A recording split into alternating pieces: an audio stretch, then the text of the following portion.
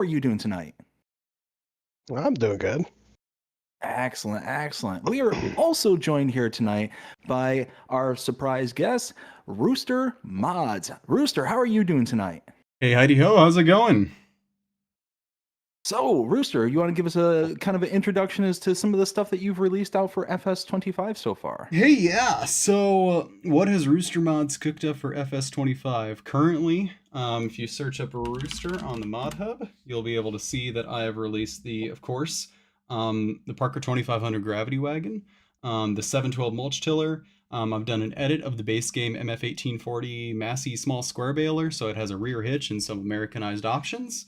I've done the 1075 Hay Wagon, so it has auto unload, and of course, I just released last week, like a week ago, the 825 row crop cultivator, which is probably the most complete row crop cultivator ever made in Farming Simulator. So lots of stuff that's come to 25 so far, and hopefully a lot more exciting stuff.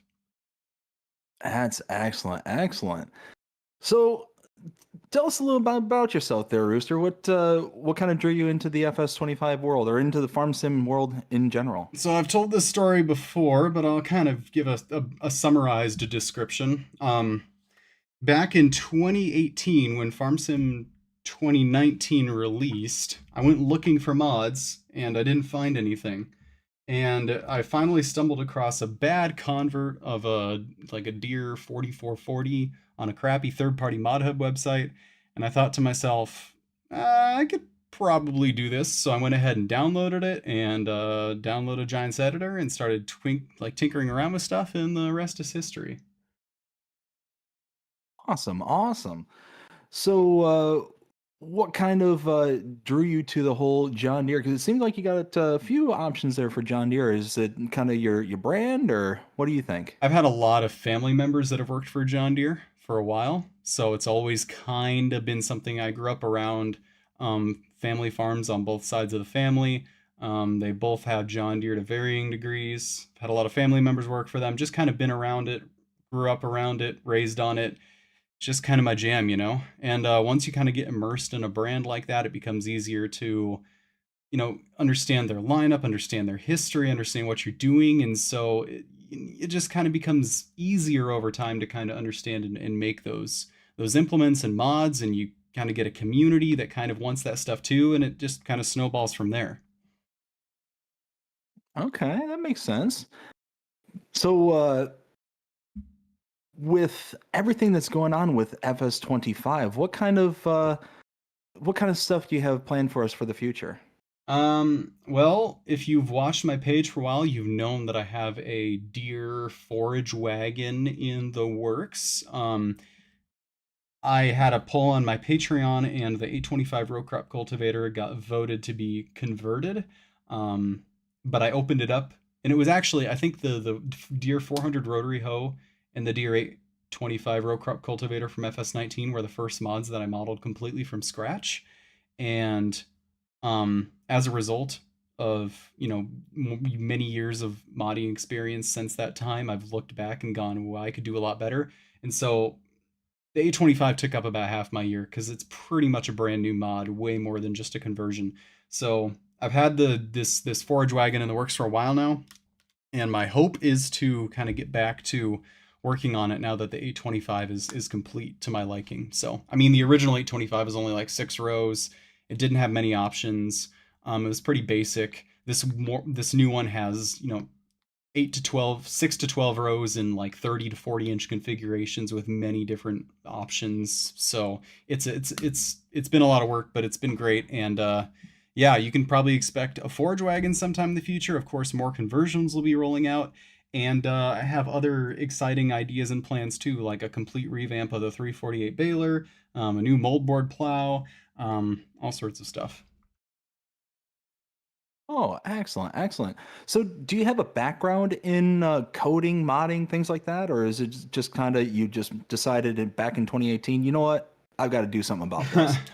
um, I have a mechanical engineering degree, so I've been kind of like inclined for parts and pieces all my career, and I just have a connection to agriculture through my family too. So all the both those things together kind of just led to, why don't I just try this? How hard can it be, right? You know what's funny actually? The first reason I probably downloaded Giants Editor. I mean, how long have you guys been playing Farm Sim before I say this? You might know what I'm talking about. So I've been playing since about 19. Okay. What about you, Will T? 15. Okay, so Will T, do you remember when custom modding put their logo on all their tractors and stuff? Because way back in the day, back when 17, like the first converts for 19 started rolling out, um, their 8R tractors they released had custom modding logos on the side, and I thought that was the most obnoxious thing ever. And I thought to myself, I gotta get this off. I do not want to drive around with a custom modding sticker on my hood. And so that's what actually led to me downloading GE. The 4440 is what really kicked it off, but yeah, that's kind of what started it. So I actually think it's funny that he actually brings up custom modding. Oh yeah, why is that? Because they're John Deere round bales release. that's releasing soon, isn't it? Gotcha. Yeah, this Friday. Yep, I see. They've been trying something new, and they've been trying a like countdown thing where they communicated Yeah. with Giants through the mod hub, like, "Hey, let's release it on this date," and then they're trying to build hype for it. I don't think I've seen that done with a Yeah. mod in the mod hub before, like having it pass testing but intentionally holding it back for a specific release date, and it'll be interesting to see if that pays off or not. Yeah, absolutely. Is that the one with the collector in the back, Yep. or Yep. it is? Okay. All right, I'm well, that'd so be cool to stoked see. for that. Oh yeah, that'll be nice. John Deere. Yes, you are definitely the mean green machine. Love John Deere. So, Will, do you have any questions for Rooster before we get rocking and rolling? No, because I was chatting with him the other day for a pretty long time. He was asking for more John Deere mods. Yeah. He has lots of ideas. I mean, I'll put it to you this way: if you were more into the Oxbow side of things, I'm pretty sure that you wouldn't be able to get him away from you. I'm gonna freak out. All right, I want my Oxbow merger back from 22. Okay? Oh my gosh. Oh, he's desperately missing that Oxbow. I am. Oh man. All right, so let's take a look at the chat here real quick and give some shout outs. We got Rail Fanning Jonah, of course, with the stream tonight. 1.3. Come on, guys, we can do better than that. You know what? You can always do better than 1.3 there, Jonah. Always. And he says, "Here we go." How you doing tonight, Jonah? Hope you're having a fantastic night so far. Ken, how you doing, Ken? Hope you're having a fantastic night as well. Says, "What up, people? What up, Ken? And what up, Jonah?" Jonah says, "Ken, Sean, Sheffield, no, I read that wrong. Swafffield. How's it going, Sean? Hope you're having a fantastic day so far." Says, "Hey, BDD. Hey, Sean." We also got Jonah says, "Whose name their John, or Dear John, what? Who names their Dear John? LOL. I have no idea what you're talking about there, Jonah, but that's fine with me. Brady, how's it going, Brady? Hope you're having a fantastic one so far." Says, "Hello, everyone." Hello, Brady. Jonah also says, "And I'm the mean and red machine, LOL." Ken says, "I love the Crone Baler with the collector." I do too. I am looking forward to that John Deere collector as well. Crust2 Farms. Crust2, how's it going? Hope you're having a fantastic dawn as well. Got evening, folks. Evening, Crust2. Gentlemen, do you have anything from your streams? Nothing so far. Alrighty, well, let's go ahead and start rocking and rolling with some mods. So we got to start back here on the transfer silo from BB Mods. If this thing would let me click on it. Hey, there we go. Things happen now. We got the placeable grain silos by BB Mods, 6.39 megabytes to install. And essentially what we have is a customizable, placeable train silo. Allows you to be able to kind of overhang if you're able to put the property down and be able to load directly into your trains, boats, whatever the case may be. 6.39 megabytes to install is not too shabby. It's only $150,000 to purchase and a capacity of 500,000 liters. I think this is brilliant. I think this is absolutely awesome. The reason I think this is because if you have the property that lines next to the train or next to a boat or whatever the case may be, like if you're on that agroforest, you're able to then load directly into it without actually having to use buckets or belts or anything like that. You actually have a storage system installed kind of thing. So really, really sharp. I like how it's all kind of set up. It has a nice little design to it. It is taking a lot of the kind of base game designs with the Unia silo along with the Meridian kind of, alongside it. So it's just kind of an amalgamation of everything. But you know what? Sometimes simple is better, and I like that. Rooster, what do you think? I think this is great. I think the idea is really good. I'm surprised something like this hasn't been done sooner. Similar to you, my only complaint is that this obviously takes like pretty much everything, and I wish there was some other storage visuals in addition to it, like some sort of shed to put like cotton bales in, or just other interesting visual items for all the different things that you could put into it, just to make it look a little more realistic. I couldn't agree with you more. Will, what do you think? I think it's definitely very, very unique. And first thing is, so anything palletized. So like wood beams, planks, eggs, stuff like that. It will not accept. Um, and the biggest thing that they added in here is yes, you can put goat's milk in there. I know a lot of modders forget goat's milk whenever they do stuff. So They forgot goat's milk? no. For this one you can. Oh, But okay, I'm just good, saying good. like a lot of modders when they make tankers, they always forget goat's milk. That's so funny. So so it does. I think it's very, very interesting. I mean, I personally wouldn't use it because I don't really use the train that often.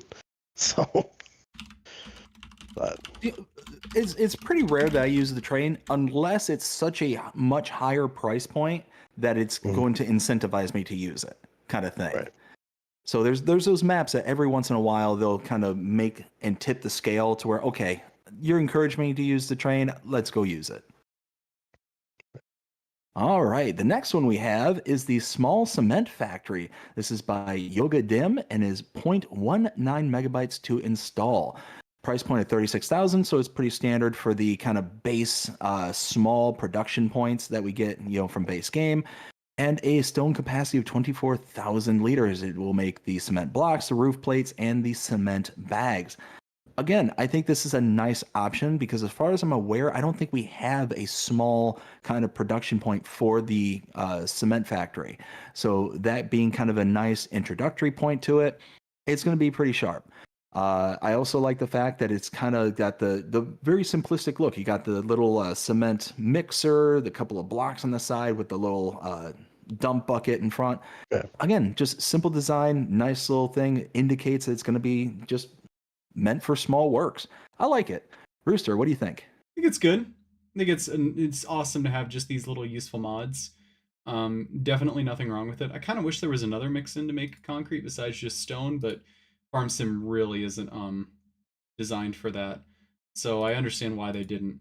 So it might have been more complicated, another like store item to buy to make concrete. But no, it's great to have these little productions. I think honestly the little productions like this is underutilized. So thanks for the donation, Rail Fanning Jonah. I appreciate it. Giving a shout out there. Awesome.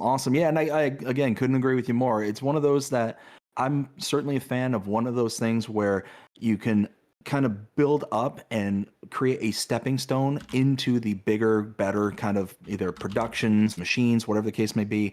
And this just gives you that kind of stepping stone into this particular production. Otherwise, you're having to spend $300,000, $400,000, $500,000 for that massive cement factory. And it basically prices you out of the market for a very, very, very long time. Will, what do you think? I do like it. It's very it's unique, and you know like it. I mean, if you want to work on something small and you don't want anything massive, like this would be perfect like on your farm to start out with. It does run at 24 cycles a month, so it is super slow, which I'm okay with. um, but I do agree. I think smaller factory things like this are underrated. So, I mean, I do like it, but it's probably something I personally would use though. Gotcha. Next one we have is the Pig Barn Medium by Martin CZ. 15.64 megabytes to install, a price point of $98,000. We have a capacity of 334 animals. Food capacity of 35,000, water capacity of 20,000, straw capacity of 45,000. It'll also create your liquid manure and so on and so forth. Again, not too bad of a download size. We're talking about 16 megabytes there. It's got pretty good details to it. You've got the kind of wear on the cement walls, the wood beams, to kind of go along with the bracing and all that. It's a pretty sharp looking mod at the end of the day. If you're into pigs, this is going to be a good one for you. It is that kind of style that is kind of universal enough for you to be able to use it on basically any map. It might be considered, more of like a European style, but I could see this being like somewhere here in the Americas. I mean, we kind of steal architecture designs all the time. This could be one of those that's included in that. So all in all, 16 megabytes, 98,000. If we look at our comparables here from base game, helps if I push the right buttons. We've got, let's see, we got pigs. Probably the closest thing we're going to have is the base game Horman Pigsty Large. That'll fit 275 pigs in it. So already the base game is about, what is that, 25, about a little over 50 animals smaller than this one here, and is $164,000 to purchase that one as opposed to the $98,000. So you get a cheaper price, a bigger animal capacity, and for only 16 megabytes. Yeah, sign me up. I'm okay with that. Rooster, what do you think? I think it's a good mod. It looks nice. I appreciate it. It's not quite North American enough for me, but I think like if you're not super picky about that, solid mod. Can't complain too much. Will, what do you think? I would definitely have to agree with Rooster here. It's definitely not North American base. I mean, if you're big in like European maps, like Sri Lanka, like I feel like this fit perfectly. But it does come with another one as well, which has a price tag of $102,000, but that has automatic water. The first one you have to put water in. It holds the exact same amount of animals. So, but I mean, overall, this is something I wouldn't use. So yeah, if you were to use that $102,000 one, I mean, you're still saving well north of 50,000, almost 60. Oh, actually, it's 62,000 exactly. So I mean, you're saving quite a bit of money, and you're getting more animals. That's, I think, a win-win in my opinion. Moving on, we got the Old Buildings Pack by Carl TG, 47.96 megabytes to download, and we've got several items in this pack. We got the farmhouse for 85,600, old bunker silo for 20 grand. We got the farm shed for 45,000, and the old silo for 85,000. I think this looks brilliant. I like this. So you got just that really old style rustic look to it. It's been well used, well seasoned.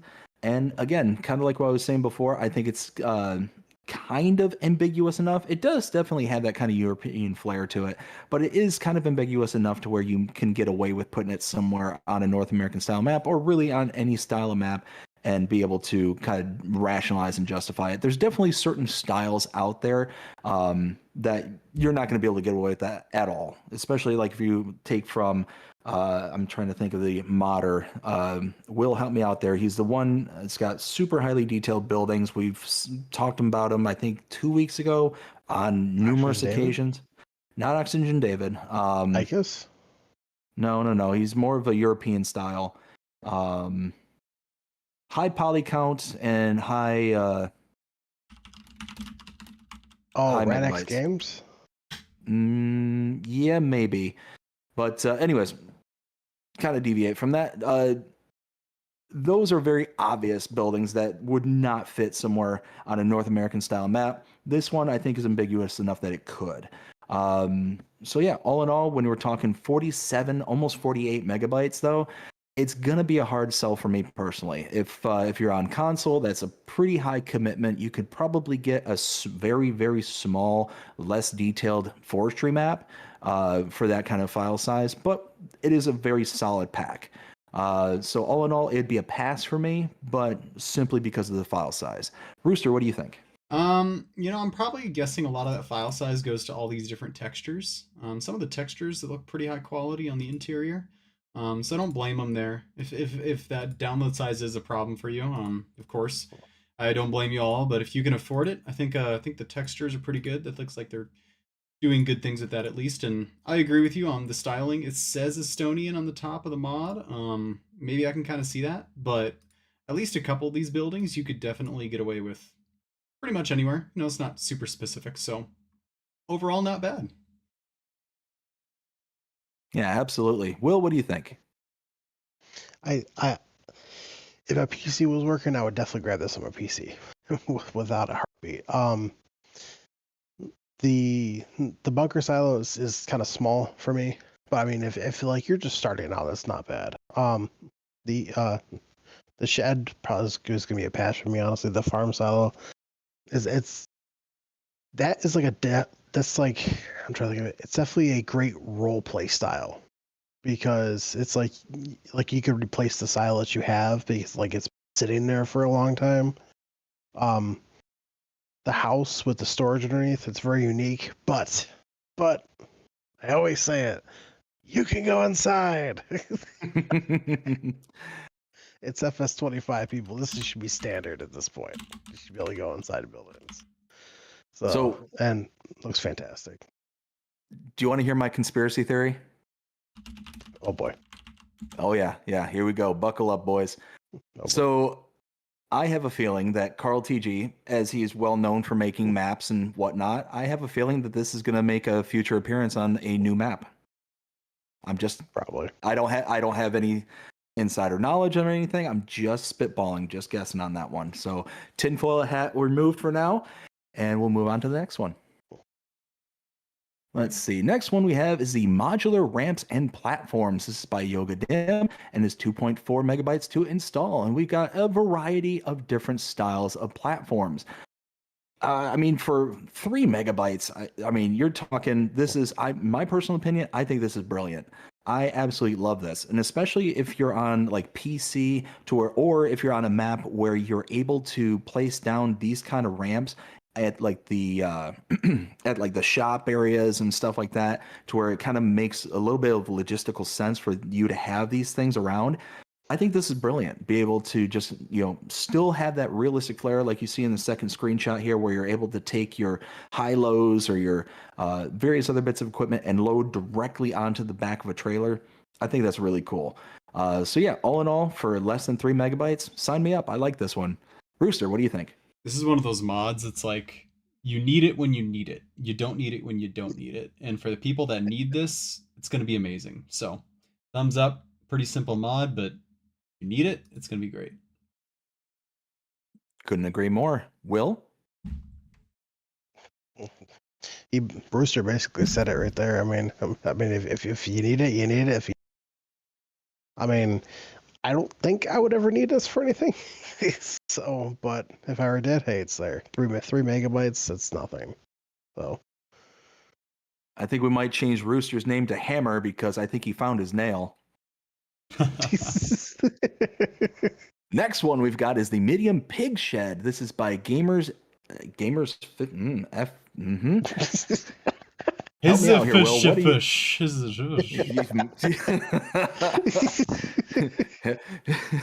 Gamer Gunson tight. There we go. 10.13 megabytes to install, and we have $50,000 price point with room for 40 pigs. And one thing I will say in regards to this, I think it looks brilliant. I think it looks absolutely, it's got really nice high details. I love that it kind of has that little kind of dirt weathering on the side of the building there.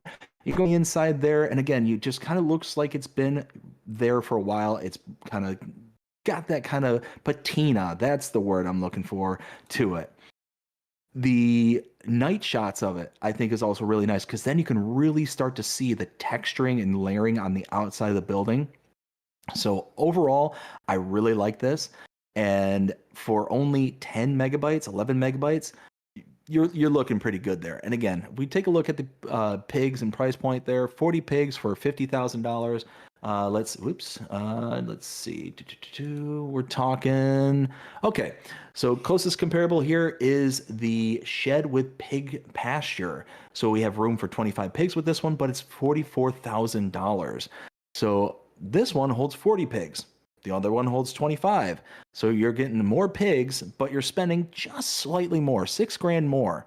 Uh, Overall, that's a pretty good price point for the amount of pigs that you're getting. You're getting a little bit more pigs, and you're only spending just a slight bit more for 11 megabytes. Sign me up. I like it. Rooster, what do you think?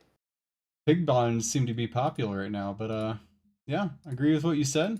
I like the details. I like the doors. I like the textures. I like the lights. It's a neat little barn. Will? It definitely pops out because it definitely pops out to the eye. A lot of really good detail. I mean, you could tell there was definitely a lot of time that went into this mod. I personally couldn't see this on like a North American style. This is definitely more of a Lanka style, my personal opinion, or even that's a Highlands fishing map that's coming out for the next DLC. But I mean, it's not bad. I mean, 10.13 megabytes. Yeah, it's not awful. So Gotcha. I'm going to catch up with the chat here real quick. We got Taco Did Groot. Taco, how you doing? Hope you're having a fantastic night so far. Says, good evening, folks. Good evening, Taco. He says, hey to Crustu. Says, buddy, when you're going back to live stream, your internet bet is back to normal? Question mark. Crustu says, hey, Taco. Taco also says there is a modded cement factory on King's Mods that is a bit faster. The problem is only the speed. Gotcha. We got Taco also saying, and the mod hub has only the slow ones. Jonah says, Taco! Taco says, hey to Jonah. We got Jonah says, oh, Cristino? Okay. Taco says, that sounded strange. If you're into pigs, Jonah then gives the custom emojis. We got Cruster says, hey Taco, internet is still a problem. No idea when it'll be back live.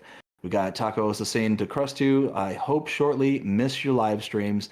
And then we got Gary Miller. Gary, how you doing? Hope you're having a fantastic night so far. Says good evening, folks. Good evening, Gary. Do you gentlemen need to catch up with your chats? So shout out to Benny for being in the chat. I don't know if he's still here. Shout out to Whale and Timlick for joining again. There's a couple of guys I see somewhat regularly, and shout out to everybody else watching right now. Will, what about you? Nah, I'm all good there, man. All right. There. Moving on to the next one here. We got the Lizard Multiculter by Agri Design Modding, Nico Do 55, and Nathiel. 12.81 megabytes to install, a price point of 17,540, 150 horsepower required, and a working width of 5.4 meters. So if we take a look at our comparables here, we've got, let's see, under cultivators, where? There it is. Let's see, 5.4 meter working width. We're talking, okay, it's going to be roughly the Truffler TGA 560, $36,000 price point for that one, and a working width of 5.6 meters, 200 horsepower required. So again, as this one's actually going to knock it out of the park, as you can see, the price point there, $17,540, so it's significantly cheaper than the Tefler.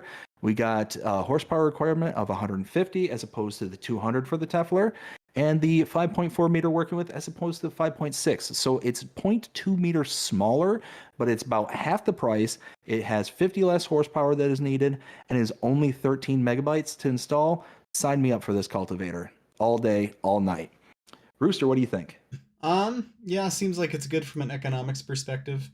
I'm a little disappointed it's just another lizard cultivator. I mean, it same as we've seen in a lot of them. I don't even know, does it say in here if it's a deep or shallow cultivator, or does it do both?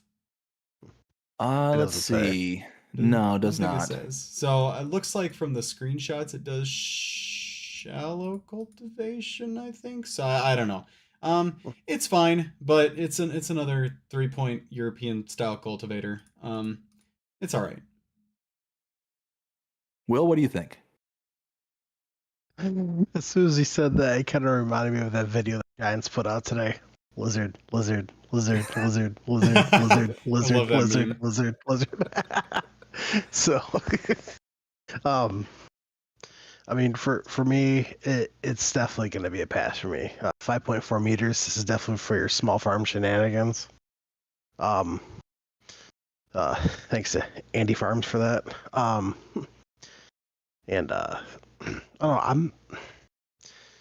It's not that it's definitely well detailed, and I definitely have to agree with Rooster here. It's another lizard thing. I mean, there are some lizard things that are pretty good. You know, that I know we can't have the brand on console, but I kind of prefer trailed, not really 3-point. So yeah, it'd be a pass for me though. Gotcha. Next one we have is the Crampy Rambody AS series. This is by Simon LS Design, 7.53 megabytes to install, 91,500 to purchase, and 52,000 liter capacity. So we've got us a big Crampy trailer. I like it. For only 8 megabytes, that's pretty nice. Take a look at our closest comparables though, because that's kind of what we look at. It does fail the test. So for those who know, 1,000 liters per $1,000. That's what I aim for when it comes to my trailers. It might be kind of a unrealistic goal, but there are mods out there that do meet it. So it does fail that part. But taking a look, we've got, let's see, 52,000. It's gonna be okay. It's gonna be the closest comparable, the Krone GX520, 132,500 for that one, and a 52,000 liter capacity. So it's a 1-to-1 for the literage. But the price point is way off. So again, you're going to spend about, what is that, about 40-ish thousand dollars, about $41,000 more for the Krone as opposed to the Crampy here. So for the same literage, you can save 40 grand. That's pretty nice. But again, it does fail that $1,000 per 1,000 liters, that self-imposed kind of metrics that I have. So all in all, because it is a savings, I would install it to kind of give us that little discount. But be in mind, it's going to be a lot of money for the price, for the literage. Rooster, what do you think? I think it looks good. Looks like a nice mod. Looks like a nice big trailer. If you're into the European stuff, maybe you're a big Crampy fan. I think that's fine. I think it's neat. Not something that interests me personally, but yeah, it's a good looking trailer. Will, what do you think? Um, as everyone knows, I don't usually use trailers like this. I use semis. I mean, plus, I mean, we're coming up in this the next couple of mods though that I do like, but I'm not a I don't really use the Crampy branded kind of trailers that often, but I mean, hey, love that brand. Here's another. Absolutely. Next one we have is the Farm Gate Pack. This is by FSG Modding FSG Tasman. 19.6 megabytes to install, and we've got 8 different styles of farm gates. I mean, a lot of people here know me personally. It's very rare that I will expend 20 megabytes or any amount of great size in regards to decoration.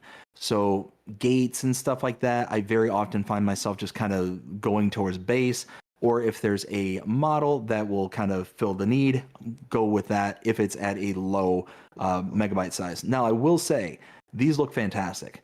So you're seeing here in the screenshots here, you got the kind of brick pillars along with the wood kind of intersections. You've got the nice gated with the lights on there as well. It's very highly detailed, and you can see where the megabytes is coming from. But for me personally, it's not going to be a good enough for me to install at that megabyte size. So it will be a pass. Rooster, what do you think? I think I think it looks nice. I like the lights on one of the gates. It's actually kind of cool. I think they're well detailed. I'm not a big gate on the farm person myself, but if you're into that, if you're into that like kind of decoration, this looks pretty good. So, it's a I might download this. I just don't know. I just not typically putting gates in my farms like this. So. What do you think, Will? I love this. Because I remember this was back in FS22. There's one gate that was that's not included in here, but it is what it is. But I absolutely loved it in 22, and I think it's even better 25. So I was very, very excited that this came out. So yeah, I snagged it. Nice. All right, next one we have is the Kloss Flegel Trailer Pack by HT Modding, 31.64 megabytes to install, and we've got several trailers here. We got the Kloss Carrot, price point starting at 17,500, capacity starting at 12,600, and it has unrealistic capacities starting at 50,000. We also got the Kloss Flegel Cargo 750, 67,500 starting price point, capacity of 44,500, and it also has an unrealistic capacity. We also have the Kloss and Flegel Cargo 760, $99,000 price point, 51,000 liter capacity, and an unrealistic capacity. And then lastly, a Kloss Flegel Cargo's 9,500, 116,500 starting. Horsepower required of 220 horsepower and a capacity of 44,000 liters. It also has an unrealistic capacity. So for the megabyte size of 32 megabytes, you get what, 4 separate trailers. They can be branded differently. You also get, I believe one of them is a forage wagon. It is. And all in all, it's nice having the kind of range that this has. Kind of almost like a brand line almost. Let's see. It already fails the price per 1,000 for me, but for the Kloss Carrot, it's pretty darn close. Again, it's all relatively close. You're looking at maybe a 1.2, 1.3, price per 1,000 range. So it's not way over the top kind of thing. All in all, it's nice. It looks good.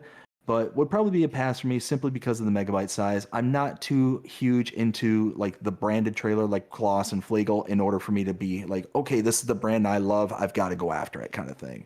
So it's going to be a pass for the megabyte size. But if we look at the kind of price ranges, just kind of taking a look at the Kloss Carrot, and we'll kind of peter out from there. Let's see. We've got a capacity of 12,600, so that's going to put us at the Crampy Half Pipe HP20. Price point is $36,000 and 12,100 liters.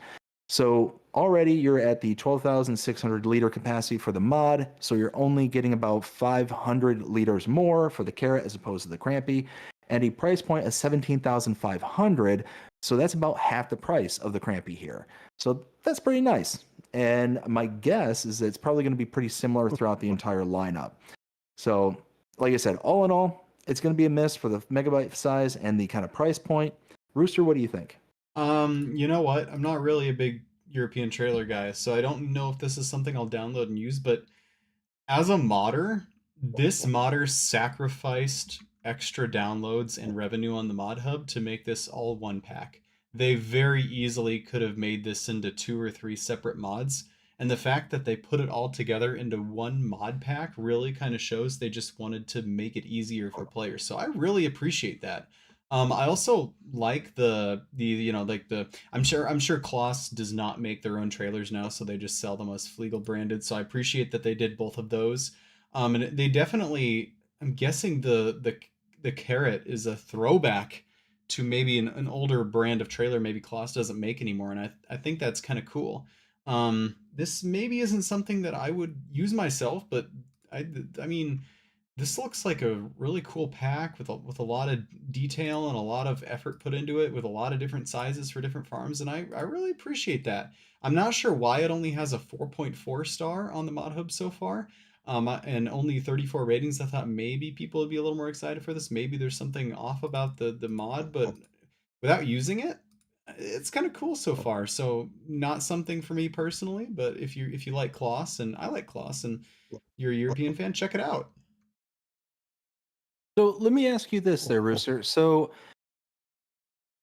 does Giants heavily influence modders to try and bundle these up to limit the amount of mods that are coming out at any given point? Like, are they encouraging that in the background, or? So Giants encourages modders, if it makes sense for them to be in the same mod, to put things in the same mod, to discourage the mod hub from being flooded, and to discourage like just kind of spamming for the sake of revenue. Because with a pack this size, I'm not sure you're getting a bunch more money per download than, you know, if it were all, if it was just a smaller per trailer kind of pack. Maybe Giants adjusted for that, maybe they didn't. But um I don't think it would have been required in this case.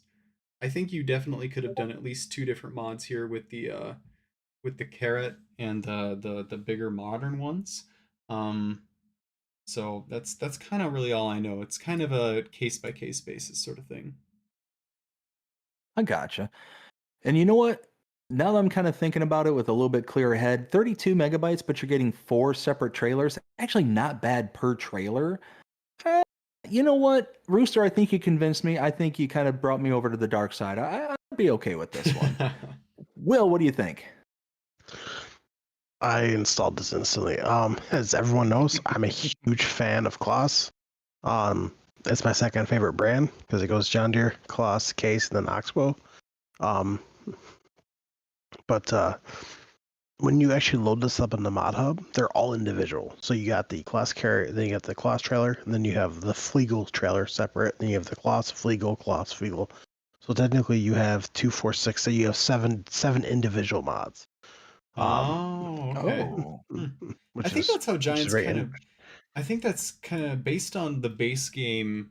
Everybody knows about like the white 8410 or whatever in the base game. That's also an the Agco, Challenger, right? The Challenger, right? The both Agco. Yeah. So I think the philosophy of Giants is that if they're separate brands, they need to be separate store items. So I guess that makes sense. So I absolutely love this, and I'm actually going to be using these on that new map, that new DLC map coming out here pretty soon. So I'm excited. Very nice. Let's see. Next one we have is the advertising sign. This is by Farmer NV, 0.4 megabytes to install, price point $5,000. We got a series of signs that we're able to brand our farms, brand our stores, whatever the case may be. I mean, me personally, it is what it is. It's nice to kind of have that flair to the game, but not going to be one that I'm going to go tripping over to go ahead and download. I don't think there's anything wrong with it per se. Just not something that I'm kind of excited for, kind of thing. So all in all, it's nice. I would install it, but not necessarily excited. Rooster, what do you think? I think it's fine. Not something I'm rushing out to download, like you said, but also the way they grouped these brands is kind of odd. I think they just put green tractors on one side, like Fendt, Kloss, and John Deere, and then they put New Holland, Case, and Massey Ferguson on the other, which is okay. But I mean, if it were me, I would have done maybe Case, New Holland, and then Fendt, Massey Ferguson are both Agco, and then yeah, I don't really know. So I don't know who this is for necessarily. I guess is what confuses me, because none of these brands are going to be sold at the same dealership ever. So guess color me confused. That makes 100% sense. Will, what do you think? I definitely think it's very unique. I definitely agree with Rooster that you probably never all of these brands sold at the exact same dealer. But the very interesting is it's one sign. So basically, it'll go from having the Massey Ferguson New Holland, and then when you move, or if you just stand still for a minute, it'll actually phase over. Oh, it auto rotates? Yeah. Oh. Huh. Oh. I don't know if that fixes my confusion or not. I was going to say that might add to it. I guess if you want to pay $15 a day to show some brands on a sign, that's fine. So and if you actually get up really close, you can actually see like the little dots that make like the LED screen. I think that's kind of interesting. You can see the LCD pixels. So yeah. Huh. That's pretty cool. All right, so that is actually the last one for the 12th. Do we want to pick out our favorites? Rooster, what is your favorite mod for the 12th? I think if I had to give a gold sticker to one of these mods, it would be the Klossflegel trailer pack. Um, maybe the ratings maybe say there's something slightly wrong with it, but obviously a ton of effort went into that, and I can really appreciate that. So I think if I had to give a gold star to one of these, it'd probably be that mod.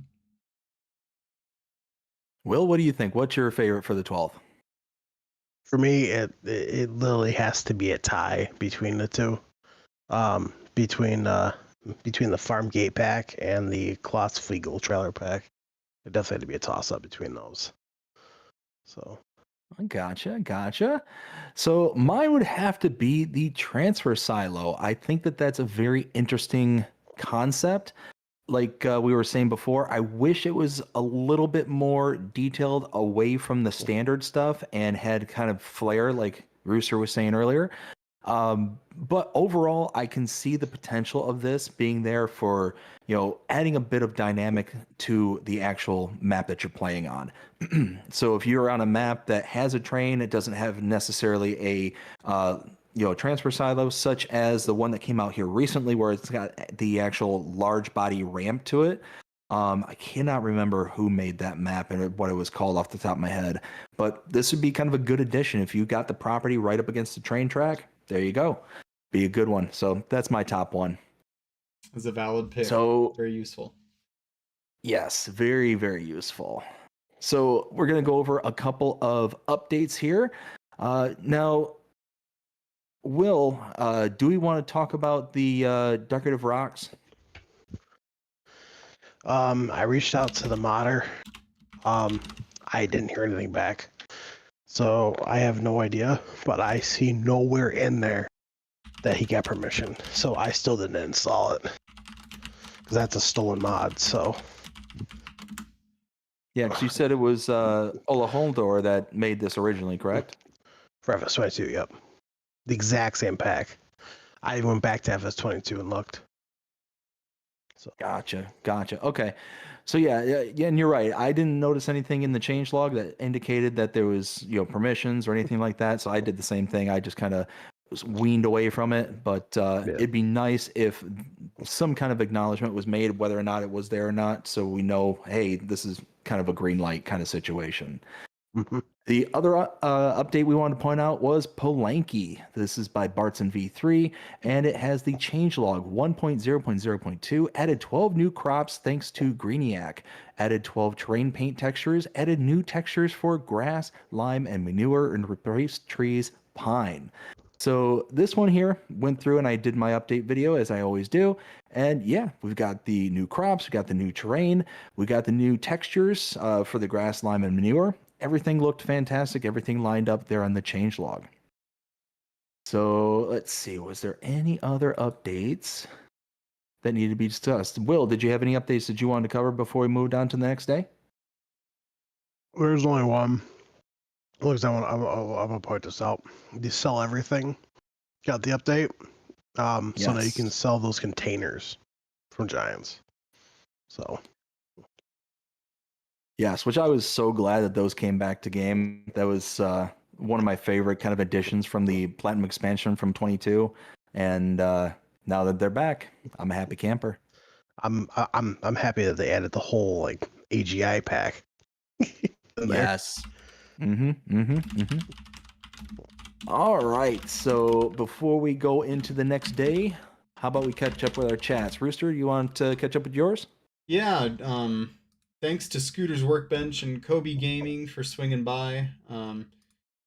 Joseph Patton wants to know if I have mods in testing. Currently, I need to revise and resubmit the 55 Chisel Plow. And then he wants to see the mods I'm working on. My response to that is just stay tuned to my Instagram and Facebook page, and you'll probably see it sooner or later when I'm actually ready to reveal that stuff. So that's all I got. Gotcha. Will, what about you? I got nothing on this end over here. Yeah, my stream's pretty quiet. I do want to point out though, and this goes to BDD stream and your stream there, Rooster. You guys can find me over on WillTgaming FS Encyclopedia over on Facebook, where I literally post new mods, updates, and news from every modder, and I always tag the modder in there, so everyone stays up to date. Beauty. Good deal.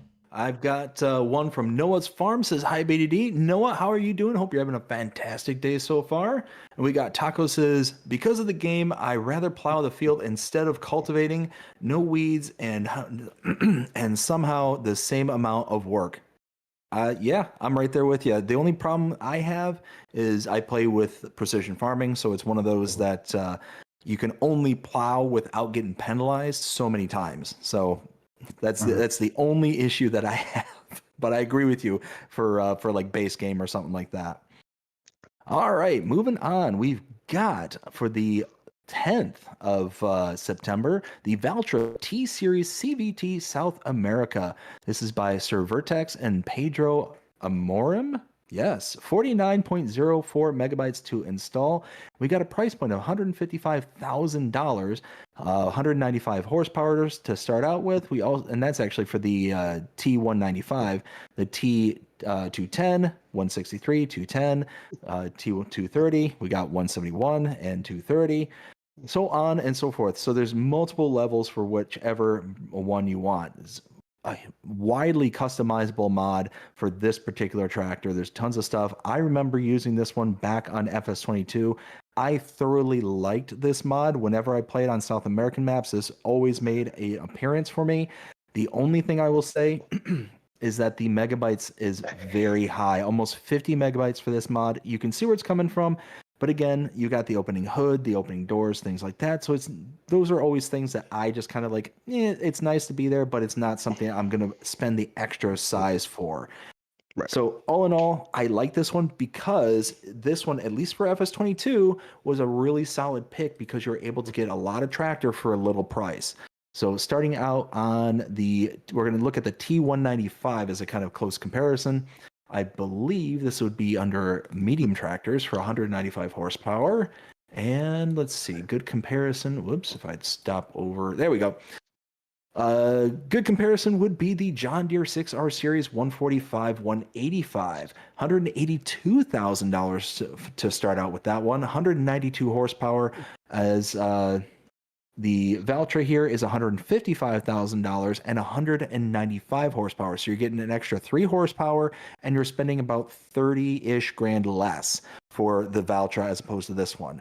Now, again, the only thing is that it's definitely got that South American flair to it. So if you're on a North American map, this one's going to stand out like a sore thumb. European map, same thing. It's going to stand out, but it is highly customizable, highly detailed. I like it. And I would install it because if you're playing on a South American map, it's going to fit right in, be a really good one for you. Rooster, what do you think? If you're a Valtra fan, this is probably a dream come true. If you're a South American farmer lover, this is also awesome. Looks like there's tons of detail, has really good ratings. So like a really nicely written description too, which isn't always common for people that speak Portuguese or from South America. So I mean, yeah, it looks really awesome. Really happy for people that want to use something like this. Will, what do you think? Well, it's a Valtra. I don't use Valtras. Game. But I mean, up here in the States, I mean, you do see a Valtra once in a blue moon. But this one definitely screams South America. So I don't really play on South American maps, so fantastic. But yeah, and this one to me really screams that South American vibe because it has that overly aggressive bull nose to it. The kind of other versions of the Valtra brand is more of kind of an evenly rounded nose. So it's just got that really kind of stout front end on it that really kind of makes it stand out. That's why I'm saying like it's going to stand out if you're on anywhere other than a South American map. Next one we have is the Stone Farm Pack by VX Mapping, 165.33 megabytes to install, and we've got a whole bunch of stuff for this one. We've got a shed, but pallet storage shed, large hangar, medium shed, large hangar, stable, bale storage, hangar with workshop, fodder dryer. We got a vegetable silo, We got a small shed, fattening cow shed, large stone greenhouse, chicken coop with manure heap, chicken coop with manure heap. So there's multiple versions, old sheepfold, tons and tons of stuff. So because of that, it makes sense that the megabyte size is high. But what's really cool is that the price points on this is relatively low. It's not that intrusive.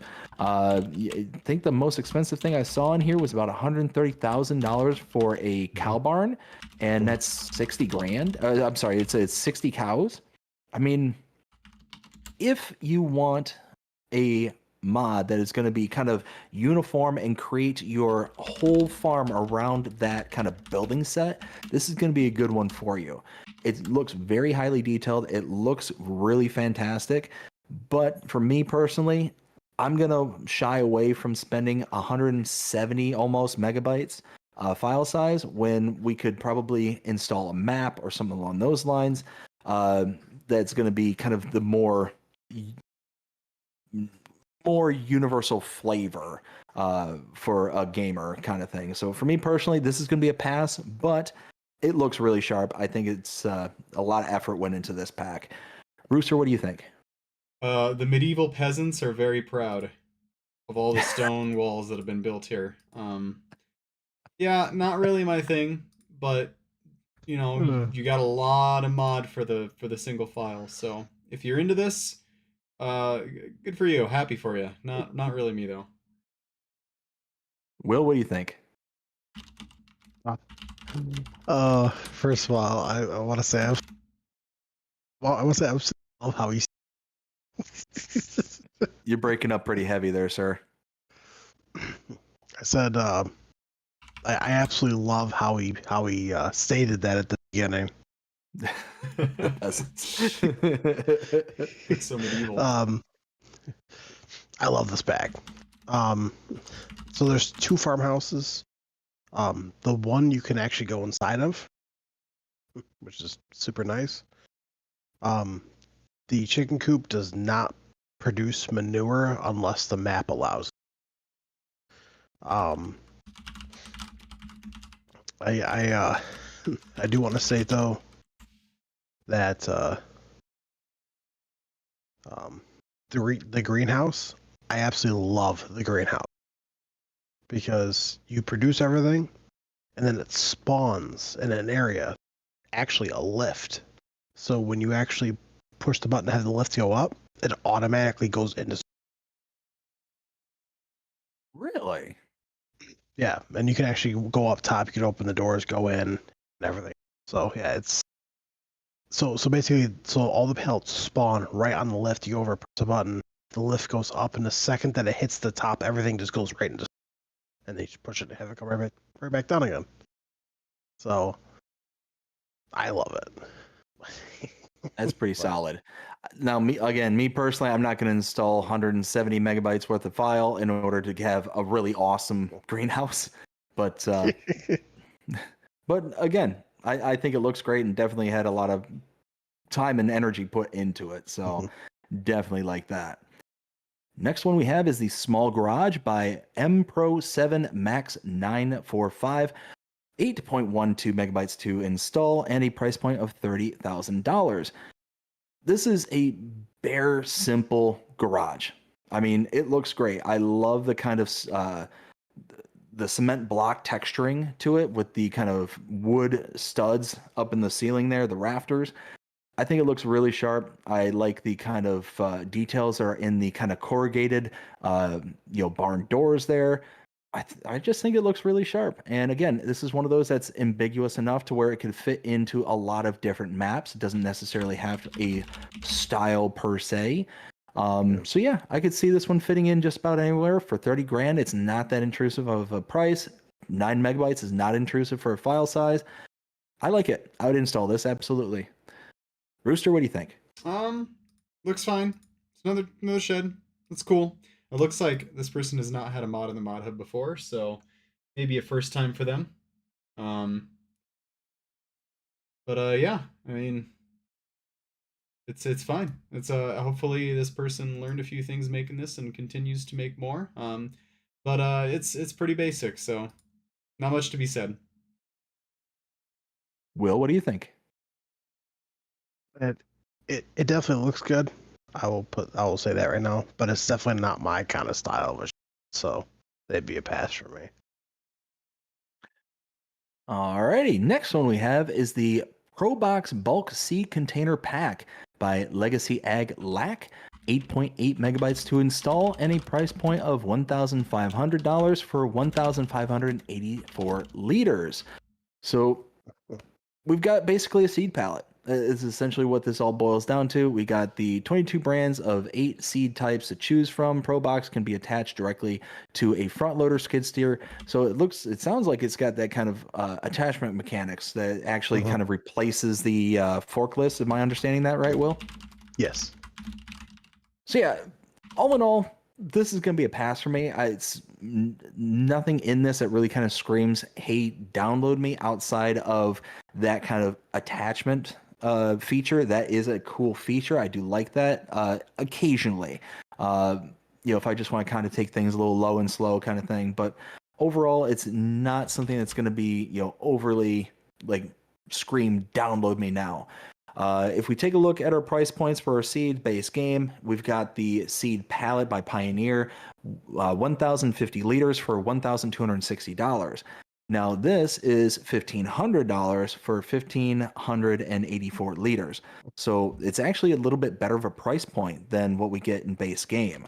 So that's a little bit of a plus, but again, for 9 megabytes, it's not enough of a savings for me to be like, okay, I'm going to run out and download this because of that price savings.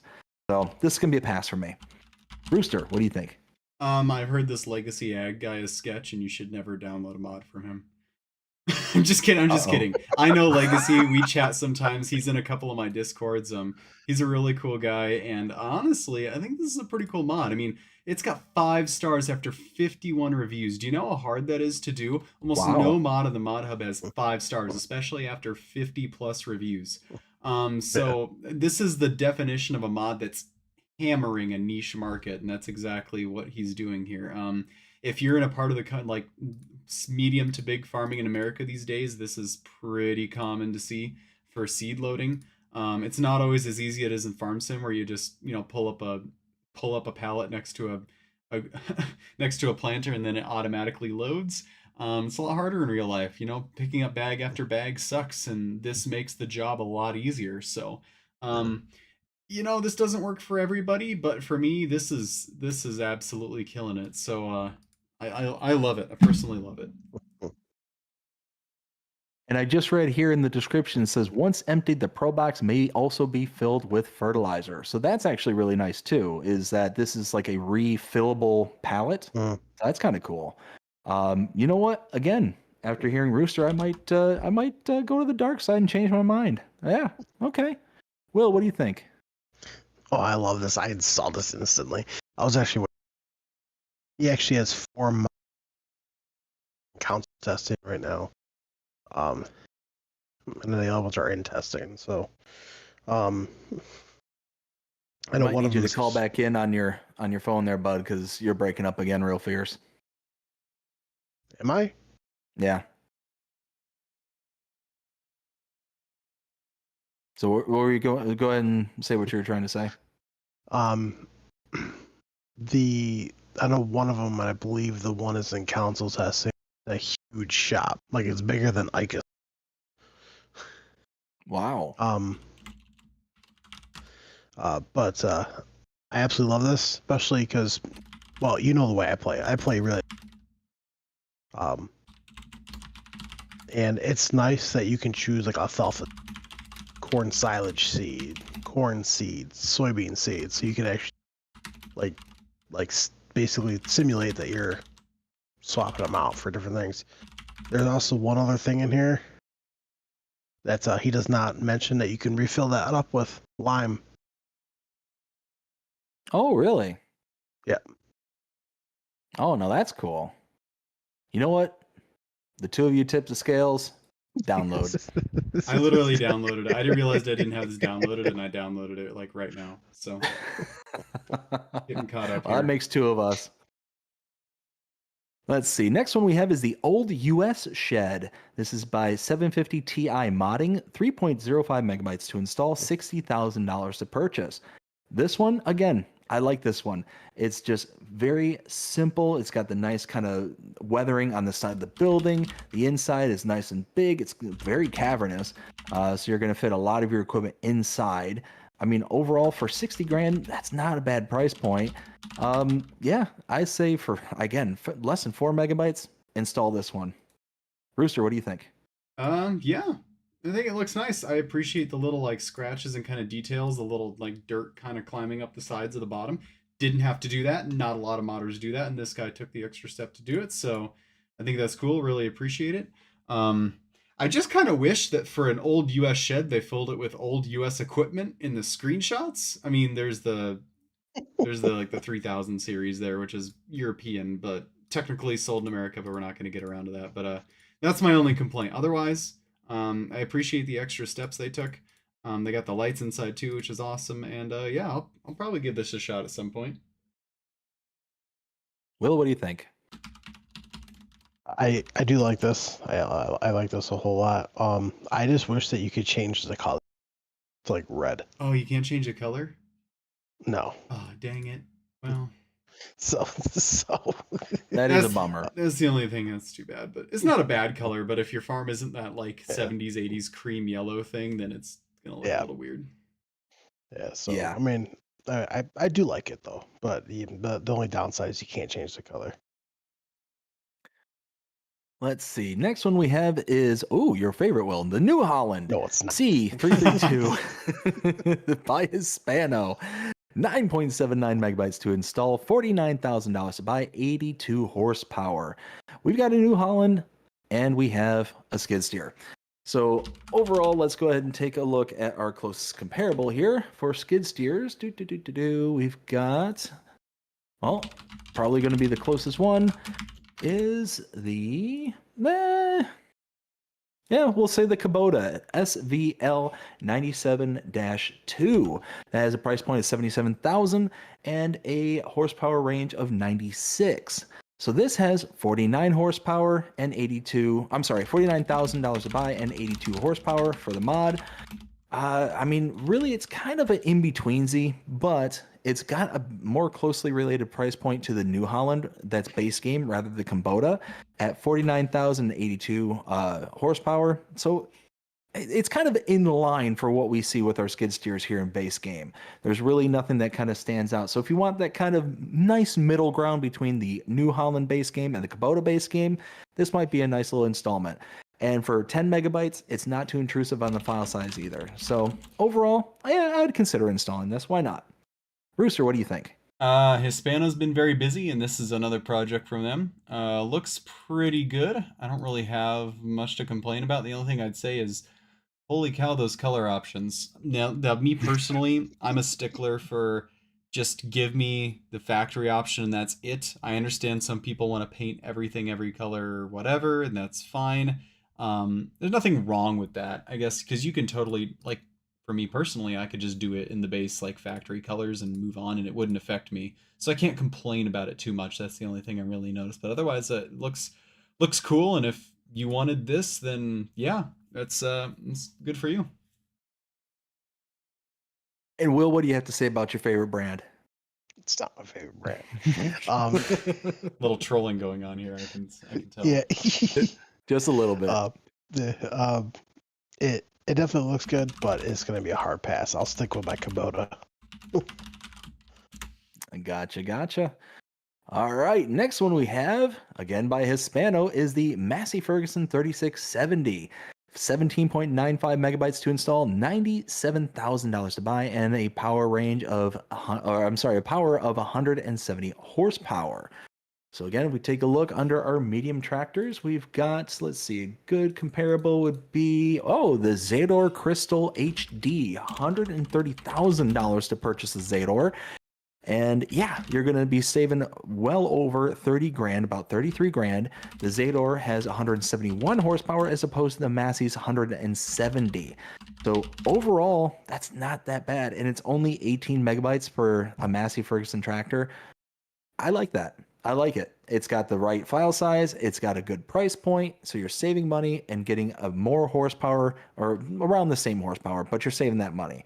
Overall, I like it. I'd install this. Rooster, what do you think? This is the one from 22, right? Hmm. I do Okay. believe so, yes. Yeah, it's a solid conversion. I think it's nice. I haven't like downloaded it or dug into all the options, but yeah, I think it looks good. And happy for people that were excited for this to be back because it looks like it's back. It has window. It looks like maybe it has. They added color configurations, of course, and then windscreen tinting and other stuff. So adjustable rear view mirrors. That's actually kind of handy because 99% of the time your rear view mirrors are useless. So to have that be controlled is kind of cool. Um, and I want to do a quick catch up with my chat here. First of all, I thought Scooter's Workbench pointed out that we can paint skid steers and tractors, but we can't paint our old U.S. sheds different colors. That's perfect farm sim logic. And I think somebody wanted to ask what BDDGaming's favorite mod of all time is, Oh my goodness. which is a really tough one because they said 22 and 25. So I don't know what I expect. Just you could probably just pick something because that's a toughie. His I'll tell you what, favorite's the Colossus Harvester Pack. Oh, you know what? Yeah, I think so. That from my days back when I was doing console gaming, yeah, the Colossus pack made everything that much easier for me to create content with. So yeah, I'll go ahead and say that one. All right, there you go. And I will actually do the same here real quick before we move on to Will. Get his opinion. So I believe I left off with, I think I left off with Ken saying, "Boo, that's all we need is another chiselback plow." Oh, we love chiselbacks around here. We got Ken also saying, "We all know that Will T secretly loves Fendt tractors." No. Farmer Donkey, how you doing tonight? I hope you're having a fantastic day so far. This is good evening, gentlemen, and chat. Good evening, Farmer Donkey. We also got Ken saying, or is it New Holland tractors, LOL, or give me an old man, Forgive me, I'm an old man. Oh, I love it. I love it. Gentle ribbing in the chat. We love it. Ken also says, Farmer Donkey. And Farmer Donkey says hi to Ken. All right. Will, what do you think of the Massey Ferguson 3670? Well, I mean, if you're big into Massey Ferguson and you like older style tractors, I mean, this is for you. I mean, I'm not huge into Massey, so no, it would be a pass for me. Gotcha. So let's see. Moving on, we've got the Lizard. 1775 NT multi-planter by MagTrucker921. 22.808 megabytes to install, 234,500 to purchase, required horsepower of 360 horses, and a working width of 18 meters. Says it can also be configured as different brands and is color configurable. Our favorite around here, apparently.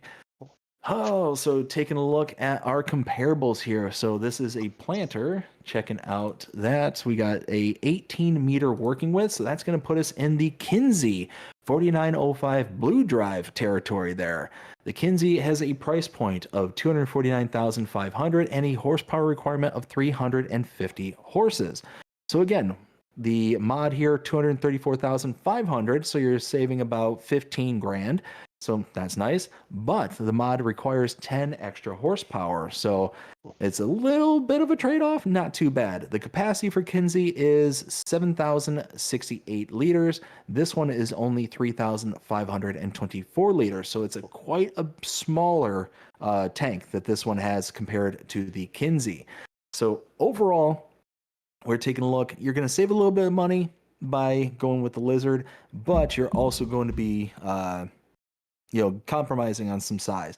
Now, Will, keep me honest with this one. Is this one of those planters by Mac Trucker that does the like all crops kind of thing?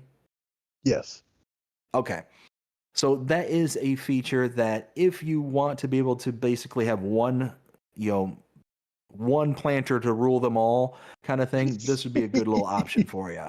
But overall, I mean, 22.08 megabytes to install. It's not a bad file size. It gives you an option, and it does have that kind of less than realistic flair to it. This one I kind of hum and haw about whether or not I would install it or not. I'm kind of on the fence about this one, so I'm gonna reserve it for right now. Rooster, what do you think?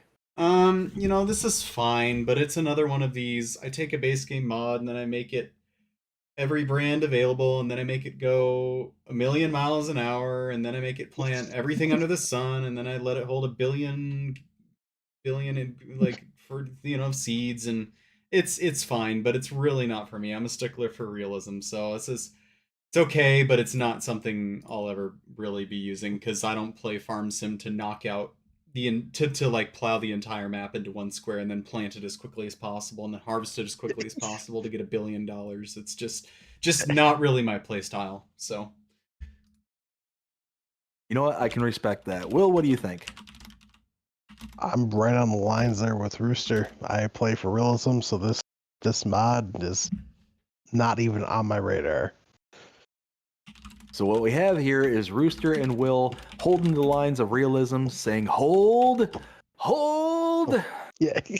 But Mac Trucker is steaming ahead full force either way. Next one we have is the John Deere Series 7010. This is by SL Modding, 24.31 megabytes to install, price point of 65,000, horsepower starting out at 155 horsepower. All in all, this is a nice one. I like this. For less than 25 megabytes, you get a $65,000 tractor. Let's go ahead and take a look at our comparables. Under medium, we have, let's see, 155 horses. That's actually going to put us right in line with the Massey Ferguson 7S series. So right off the bat, you can see the Massey Ferguson has a price point of $149,500. So that's going to be a massive savings of nearly 80 grand. Right off the rip, you're going to be saving actually closer to 90. So you're going to be saving quite a bit of money just on that, and you're going to get the same exact horsepower, 155 starting for both of these tractors.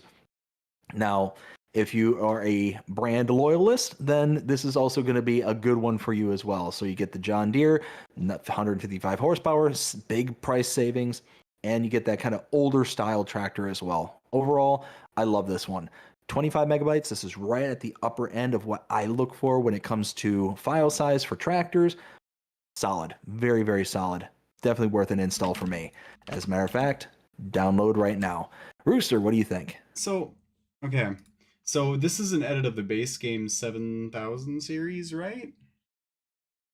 One that's existed before? From FS22, yes. Okay, so this is a convert of the FS22 one. So okay, that's cool. I got that. Something that bugs me. It looks like I don't know if it says exactly in here, but it says power 155 to 218. Is it just the 78 and the 7710? Is it just those two?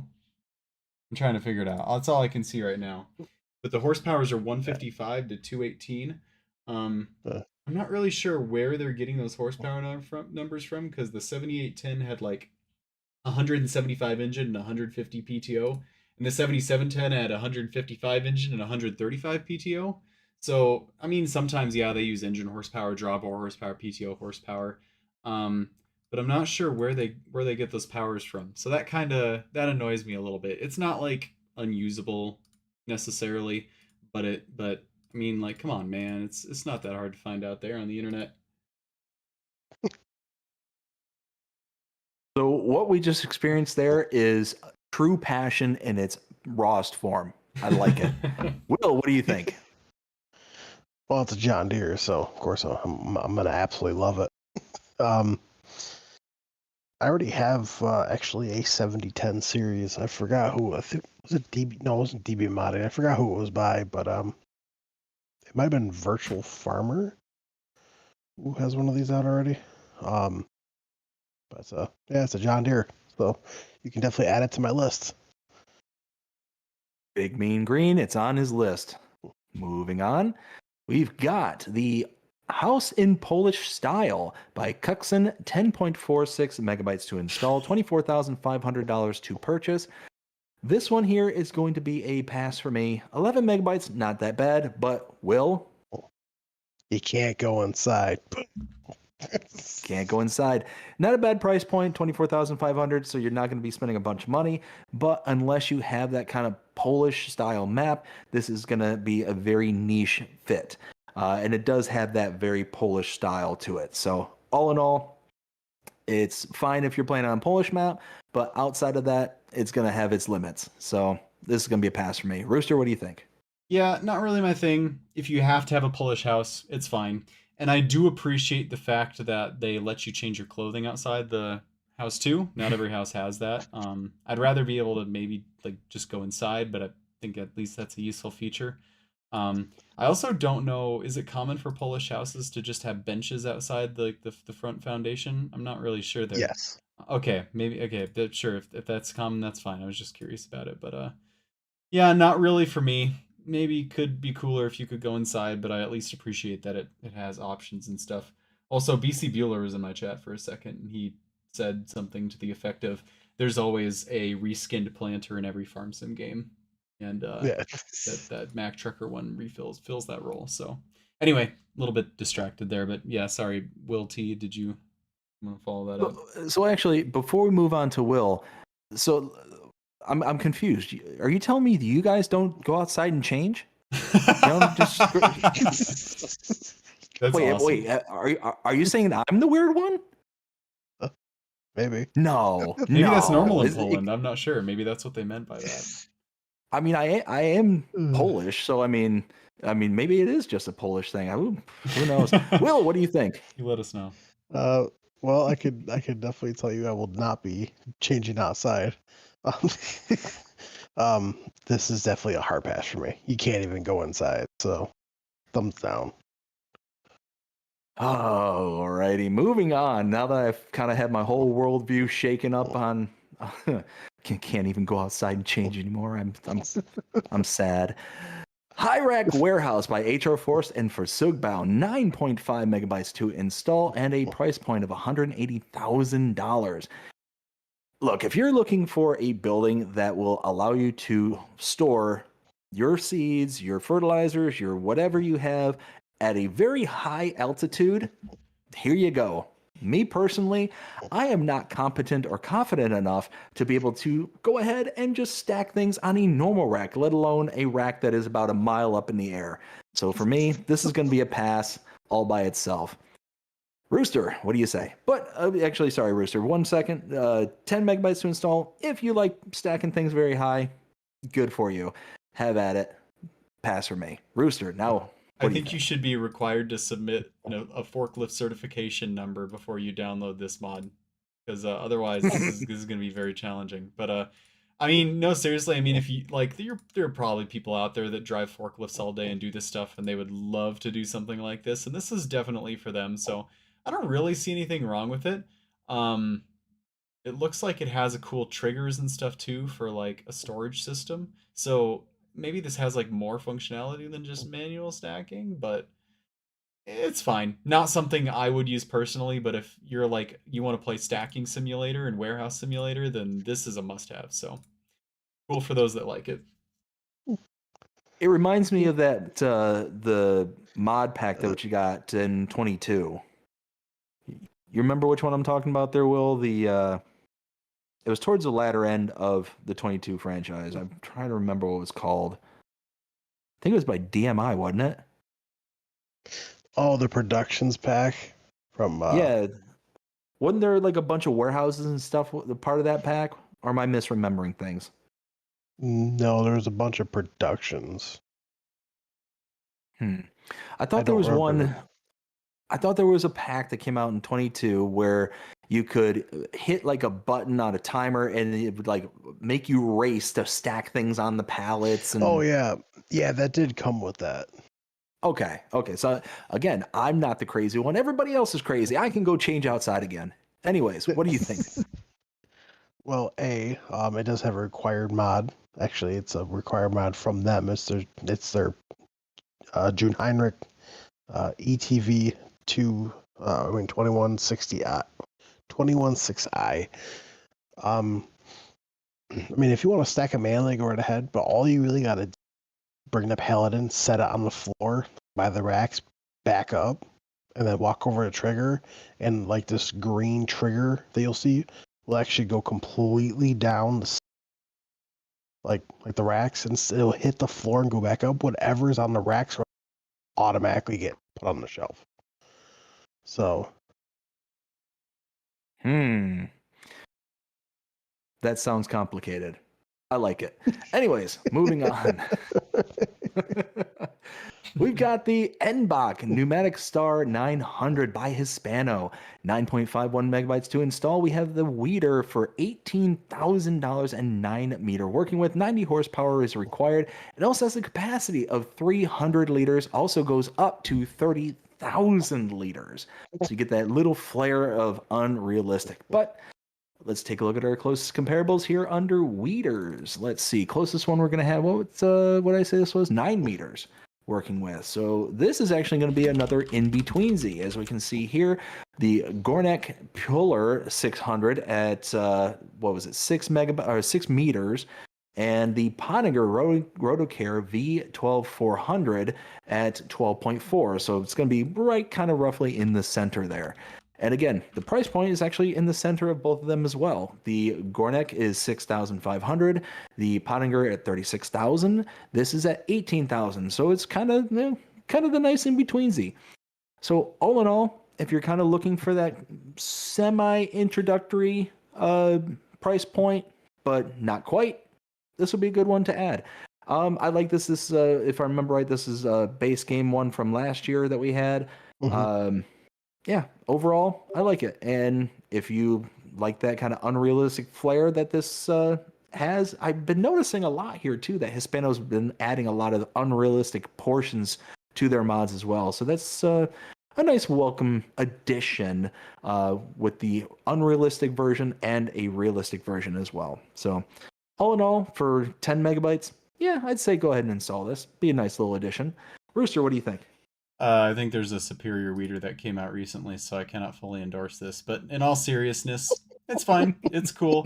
You get your capacity for, like, I think fertilizing and stuff too, so that's fine. It's a good conversion, and somebody's got to be bringing these over from FS22. So it looks like Hispano's kind of filling that role for us. 100%. Will, what do you think? This is gonna be a hard pass from zone 3 weeders. That's it. This is not going to be one of them. 2 of them are by Giants. You're breaking up there. Something fierce there, bud. He's breaking up. I said, so 2 of the weeders are by Giants, and then the other one. You'd cut out on the exact same point again. Yep. Will, you might need to call us back on your phone there, bud, because it's cutting out bad. Give me a minute. Yep. All right, moving on. We've got another NBAC Aerostar Exact 600 by Hispano. Another weeder, 5.13 megabytes to install, $9,500 to buy, 6-meter working with, and 60 horsepower. That actually puts us right into the lineup of the Gornek Puller 600. 6-meter working with, where it's like for like, $9,500 for the NBAC as opposed to $6,500 for the Gornek. So all in all, that right there is going to be a hard pass for me, simply because why am I going to spend more money for a brand that I'm not really loyal to? So yeah, all in all, I would much rather save the $3,000 and just use the base game and save the 6 megabytes in file size. So overall, this is going to be a pass for me, but it is what it is. Rooster, what do you think? Yeah, I'm going back and forth between these now. It's fine. It's another small weeder. It doesn't really get me too excited. It's cool, I guess, but not really for me. So. And I think I just heard Will rejoin us. Will, we're on the NBAC Aerostar. What do you think of it? Pass. Moving on, we've got the Big Cow Barn by Roger. Roger, what's your vector, Victor? $75,000 to start out with, and a animal count of 20. So 14.03 megabytes to install. Again, you get that nice kind of cement block look to it. What I really like is, again, that nice weathering texture, not only on the side of the building, but you kind of see it there on the peaks of the building as well. So you get that kind of really nice, just really nice layering to it. You also got the nice little hayloft at the top of it. looks like overall a very nice building. It's not exactly kind of ambiguous enough to be able to fit on pretty much any map. This does have that kind of European flair to it. So it's gonna be kind of a niche install in my opinion. I could be wrong about that, but I think that's definitely got a European flair. All in all, although I think it's very nice for 15 megabytes to install. Taking a look at our base game stuff that we have. Let's see, for cows, let's see, 20 cows. It's actually going to be the cow barn here. 35 cows can fit in that one, but price point of 85,000. So really, you're saving 10 grand, but you're only having 20 cows. So you spend an extra 10 grand, you get 15 extra cows. I'd probably go with the base game one, I'll be honest with you. So overall, this is going to be a pass for me. Rooster, what do you think? It's all right. I like the kind of detailing that's going on with the blocks. It's a little, like you said, maybe a little expensive for 20 cows and what it is. I mean, it's got some like storage off to the side and the actual like milk tank in there, so good details, but yeah, not something I'm ever gonna use probably. And you know what? That is a good point because the one that I picked up, that is the beef barn, that's not going to be for milking. This one does include the milking portion of it. So you can use it for that, and it might be worth that extra kind of 10 grand, but you do reduce the amount of cows that you get. So overall, yeah, like I said, that's a good point out, but still a pass for me. Will, what do you think? This is gonna be a hard pass for me. It's not my kind of style of cow barn, so it's gonna be a pass for me. It looks fantastic though. All right, and then moving on to the last mod here on the 10th is Alone in the World 2K25 by Grimlock RRC, 87.06 megabytes to install. And this one, in my opinion, brilliant. I love this one. It's got several required mods, and all of them by MA7 Studios. And MA7 Studios makes very highly detailed mods, so very nice addition to this map. They are the Wooden Shed, Stone Agricultural Annex, I think that's Avoy, Straw Hangar, the Avoy Piggery, Avoy Chicken Coop, Avoy Cereal, and Avoy Farm Garage. I think this map is amazing. I love this one. I actually started a series on this one. I liked it so much. It's kind of saddens me to see that it's only at a 3.8 with 100 people voting on it. But for me, I gave it a 5 out of 5. I think it's fantastic. It's got a very simple kind of starting farm, a very simple like kind of sale point. You can see it's basically like a little shipping yard kind of thing. The rest of the map, completely undeveloped, but it's nice hilly terrains. Color palette's really kind of toned down, so you're not getting a big pops of color, making it seem kind of cartoonish or anything like that. Overall, I thought it was fantastic. I love this style. It reminds me very much of a kind of a small condensed version of a No Man's Land kind of thing, to where you get like the really kind of hilly, rocky outcrops, but at the same time, you got tons of forestry, tons of grass care. You got a couple of starting fields that are actually on multiple levels, as you can see in the first screenshot there. You got the kind of lower level field down off to the right-hand side, and then you got a smaller field up on the rocky outcrop there in the background there. Really nice map. Really think that Grimlock did a very good job on this one. Rooster, what do you think? I think it's a pretty neat idea. I could like see myself. Not necessarily myself, but I think this kind of offers a kind of unique play style. Um, Kind of a unique environment, kind of like a survival challenge sort of deal. Some people are really into that, so I think it's pretty cool. Not really my thing, but there's no reason this can't exist, and I think it's pretty cool somebody made it and it gets to take advantage of like the docks and stuff, like the boat that like we got in FS22 that could take things away, and maybe this could include fishing stuff. Like, does it say it does? I don't know if it really does, but this could definitely take advantage of the fishing that the new DLC is going to bring, if that's ever like addable to other maps. So not my cup of tea necessarily, but I think it's a cool idea. No reason it can't be around, and yeah, it's pretty cool. Absolutely. Will, what do you think? Well, I'm not huge into these kind of maps. So I mean, it looked good, um, but it's definitely not going to be that kind of style of map that I would play. So Gotcha. All right. So moving on to the updates, we had a map update, the North March Reloaded. This was by LS Schleswig Holstein.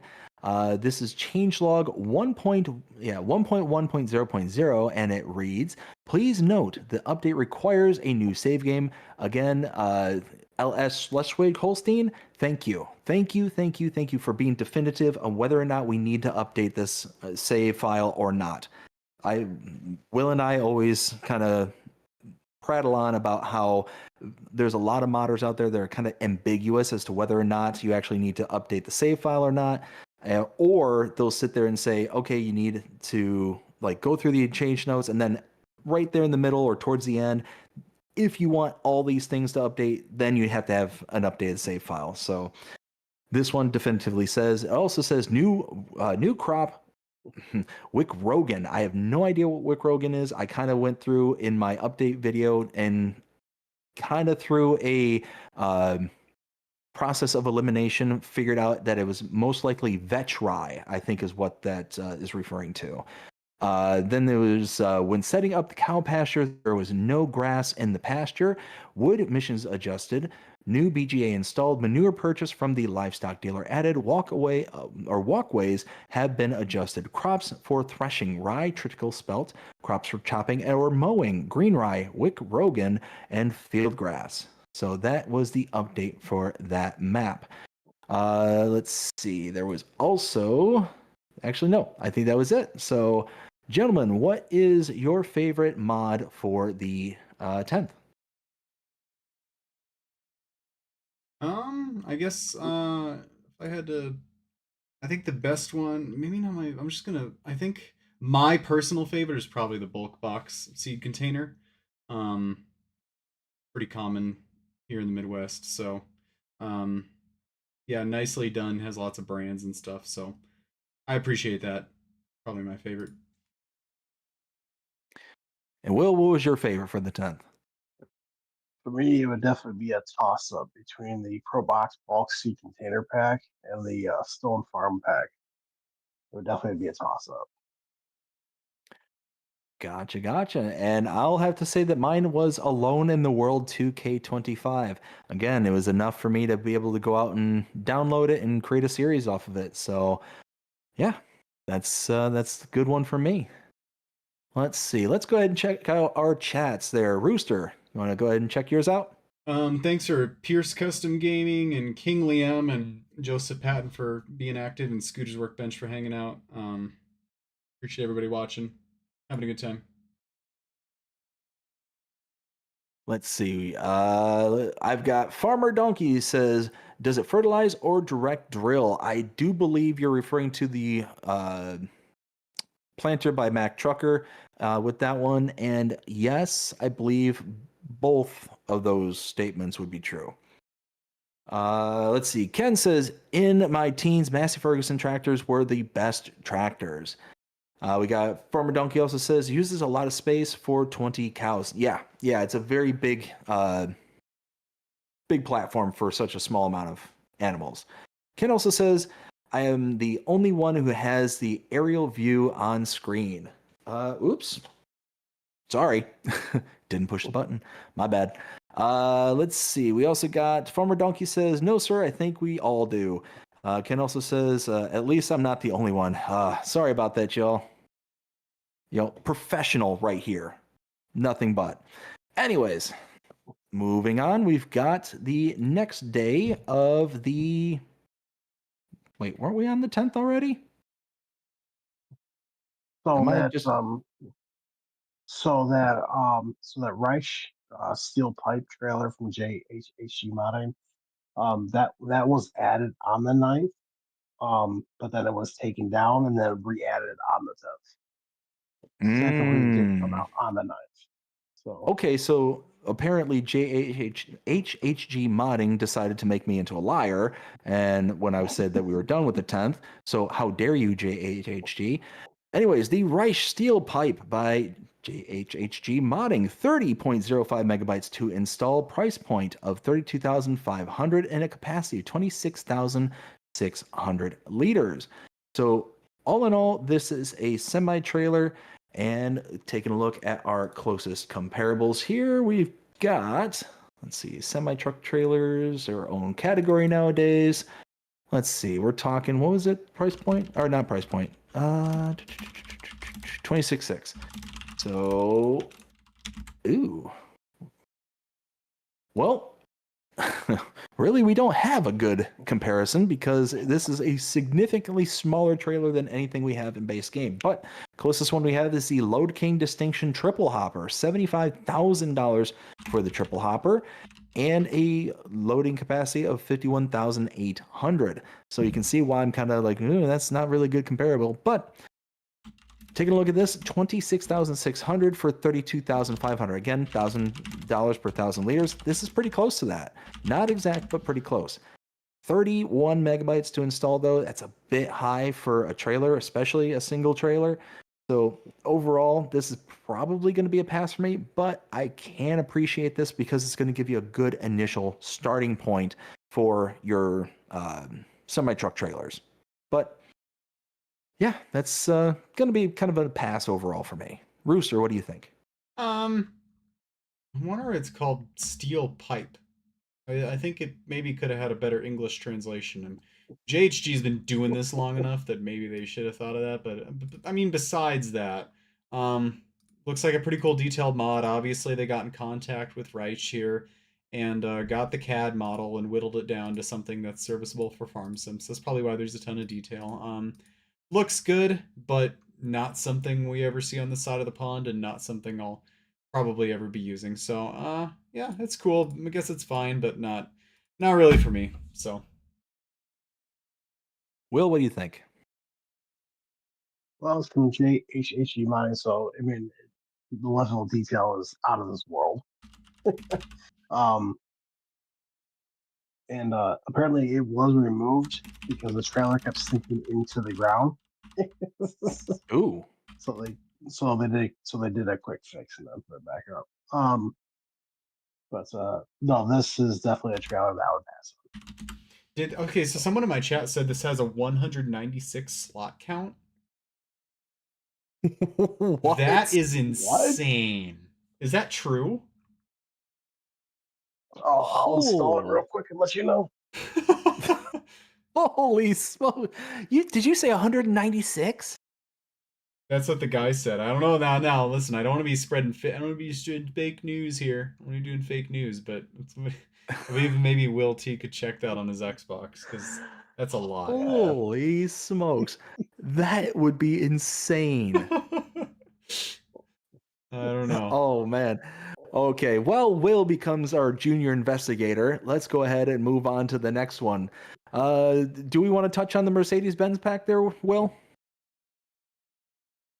Rooster, do you want to talk about that or no? Sure, I'll talk about it. So the Mercedes-Benz truck pack came out this week, and it has 17 new mods. It's pretty cool.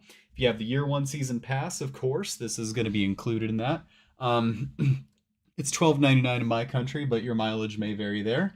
It's called the Mercedes-Benz truck pack, but in reality, there are 4 tractors in here. You've got, of course, the MB tracks that Mercedes-Benz made for a time. Everything from the older ones to the slightly newer ones.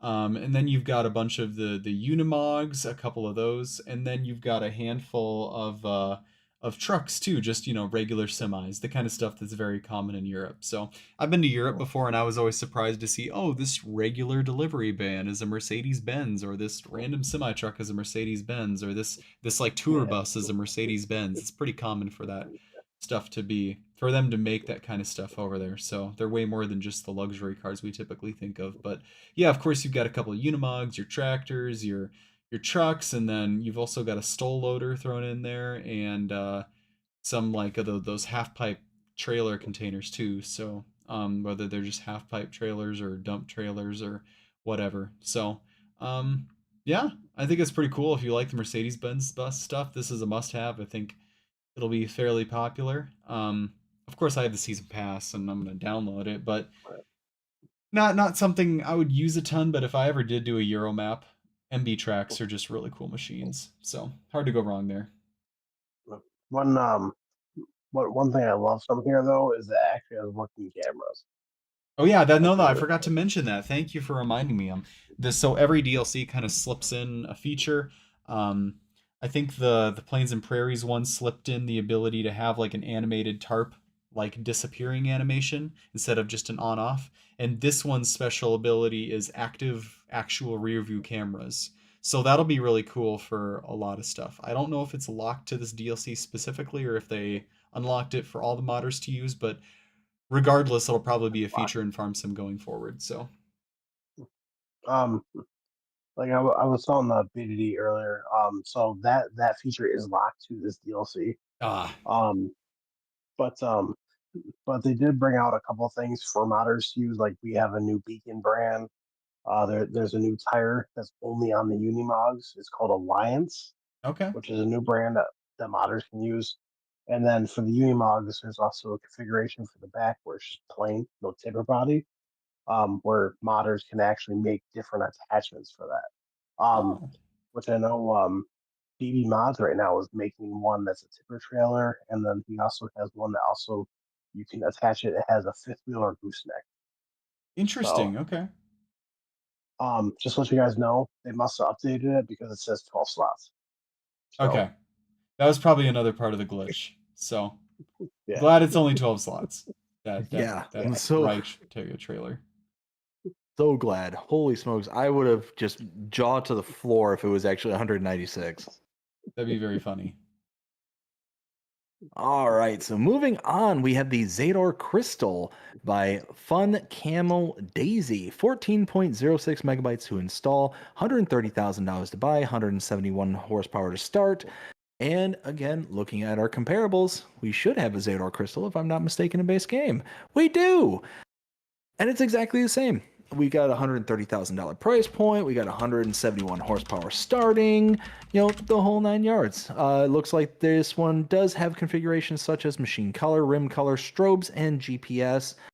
I mean, for 15 megabytes, if you want those kind of additional features, per se, that might be something worth looking into. But me personally, not enough to be able to be like, okay, let me go ahead and rush out and download this. So for me, this is going to be a pass, even though it's only 15 megabytes. That does kind of meet my kind of threshold for, tractors, but we already have a base game. So it's going to be a pass. Rooster, what do you think? Um, no, I'm not really into Zeter, so I don't really have much to say. Probably a cool mod. Supports real GPS, has some color options and a strobe light and all the other, stuff. So, um, not something I'll use, but it's fine. It's another tractor. So Will, what do you say? No, I don't really use Zeter. I've never used Zeter, so this would be a hard pass for me.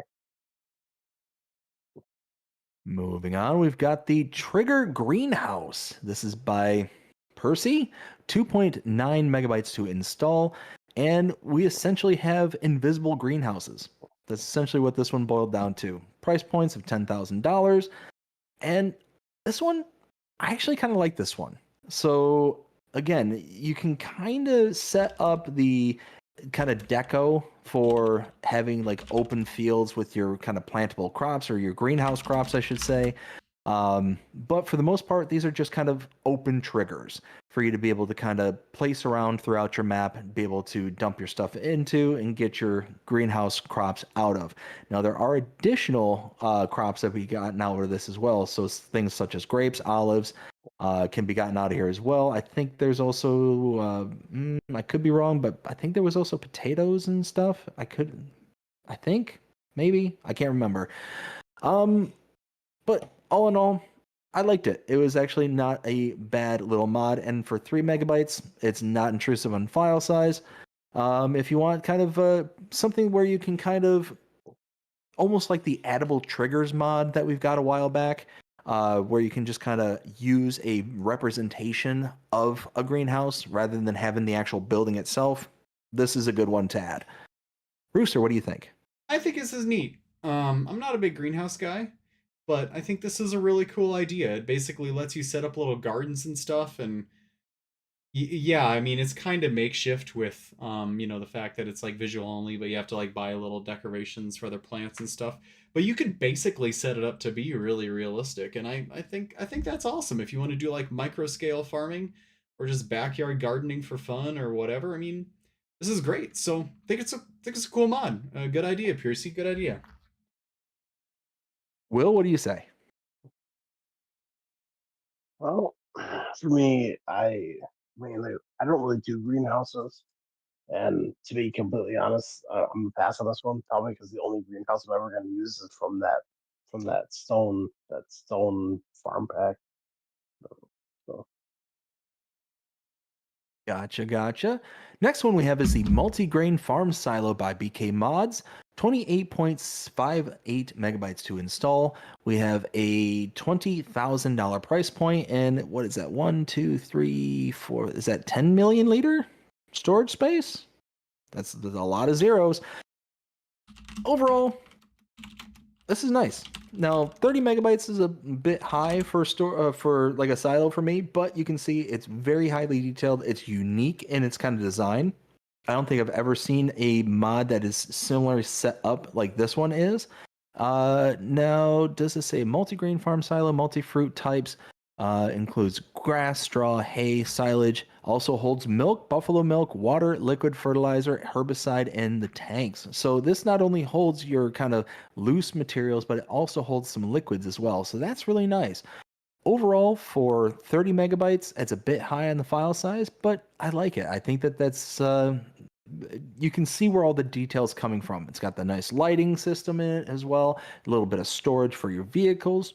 Yeah, I would install this. Yeah, absolutely. Rooster, what do you think? Um, Not super realistic, but it holds everything, and it's got all these other detail like trailers and trucks and stuff to kind of symbolize holding all these like fruit types and things like that. So, um, it's gonna be really useful if you just need a one-stop shop for everything. Not something I'll use, but yeah, it's fine.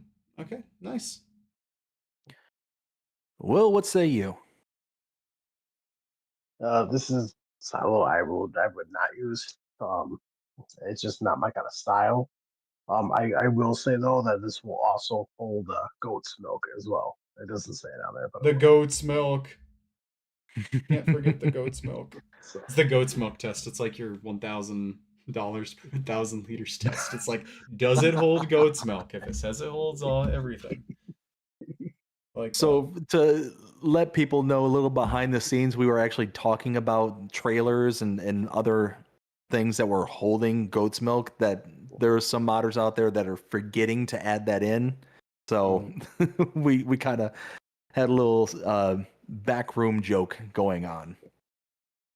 Next one we have is the Machine Shed by Cuxon, 10.86 megabytes to install, 20 grand to buy. Again, we saw Cuxon earlier this stream here.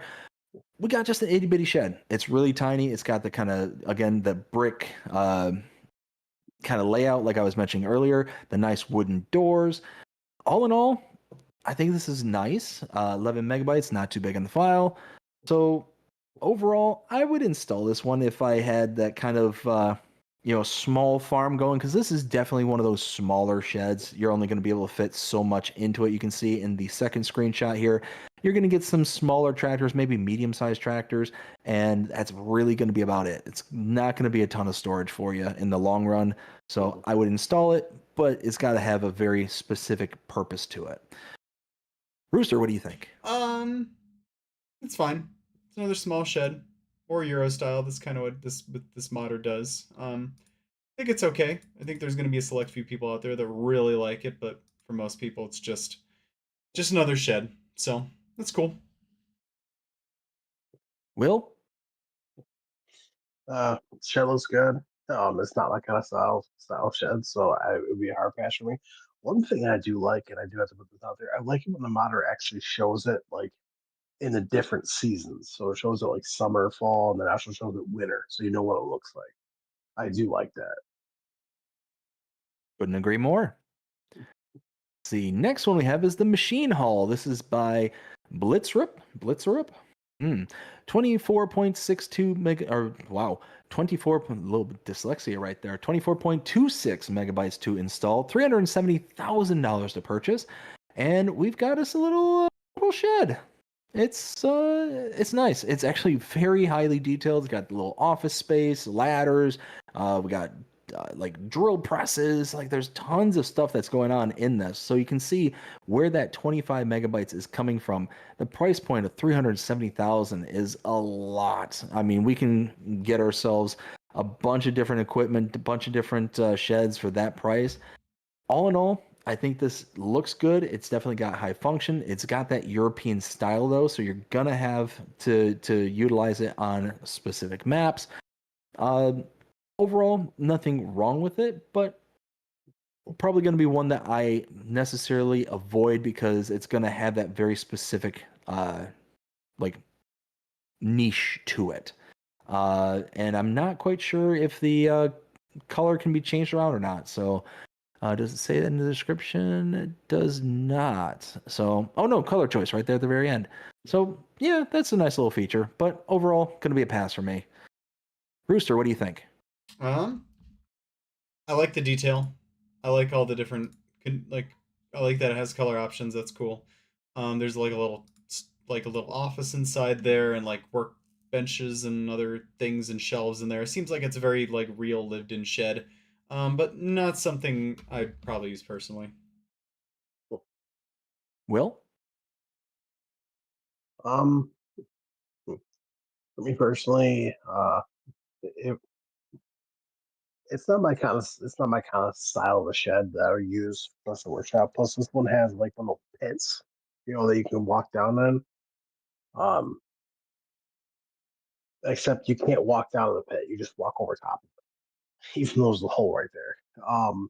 And don't put it in free build because if you put it in free build, um, all you're going to see is like the ground texture where you place it right there instead of the hole. So, beware of that.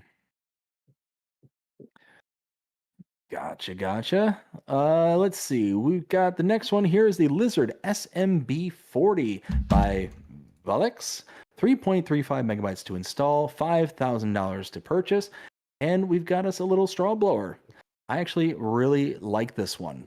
Little skid steer attachment, which is really cool. Let's take a look at our comparables. I don't think we have too much in the way of blowers. Let's see. There we go, straw blowers. So we've got the K brand, 36,500 for that one, and we also got the Elmer's for 32,000. But this one's actually an attachment to your skid steer, only $5,000. So you have to have the skid steer right off the bat. So that's going to increase your kind of overall price, output for this. But for $5,000 for an attachable straw blower, not too bad. Not too bad. And less than 4 megabytes to install. I like it. And if you're using a skid steer, good little addition to your farm. So I say, get this one. Rooster, what do you say? Looks like Vuelix is learning to mod. They've got a few mods in the mod hub, really basic, like 2 bottom plows and little spreaders and hitches and bale loaders and stuff like that. So that's cool. And this looks like a progression of that. It looks like there's a little error in the 3D model where they kind of, the S and the M and the B on the side is like extruded through the 3D model. Looks like they made some like text in Blender and then extruded it and then did like an extrusion cut sort of basically. And it created a little bit of like texture glitching in the model in the normal map they generated. So I would encourage them to maybe kind of look into normal map baking a little bit, maybe fix that up themselves. But looks like they're kind of on their way, making useful little stuff, and yeah, there are going to be people that like this, and that's good for them. So hope they continue on their journey there. Absolutely, keep it up. Will, what do you say? This is gonna be a pass for me. There's only one straw blower I really use in the game, and that's the Vermeer. Giant Software. So Gotcha. Next one we have is the Lizard Montana 600 by SMI Modding Team. 38.9 megabytes to install. We have a price point of $40,440. 120 horsepower and a 6-meter, working with a capacity of 1,600.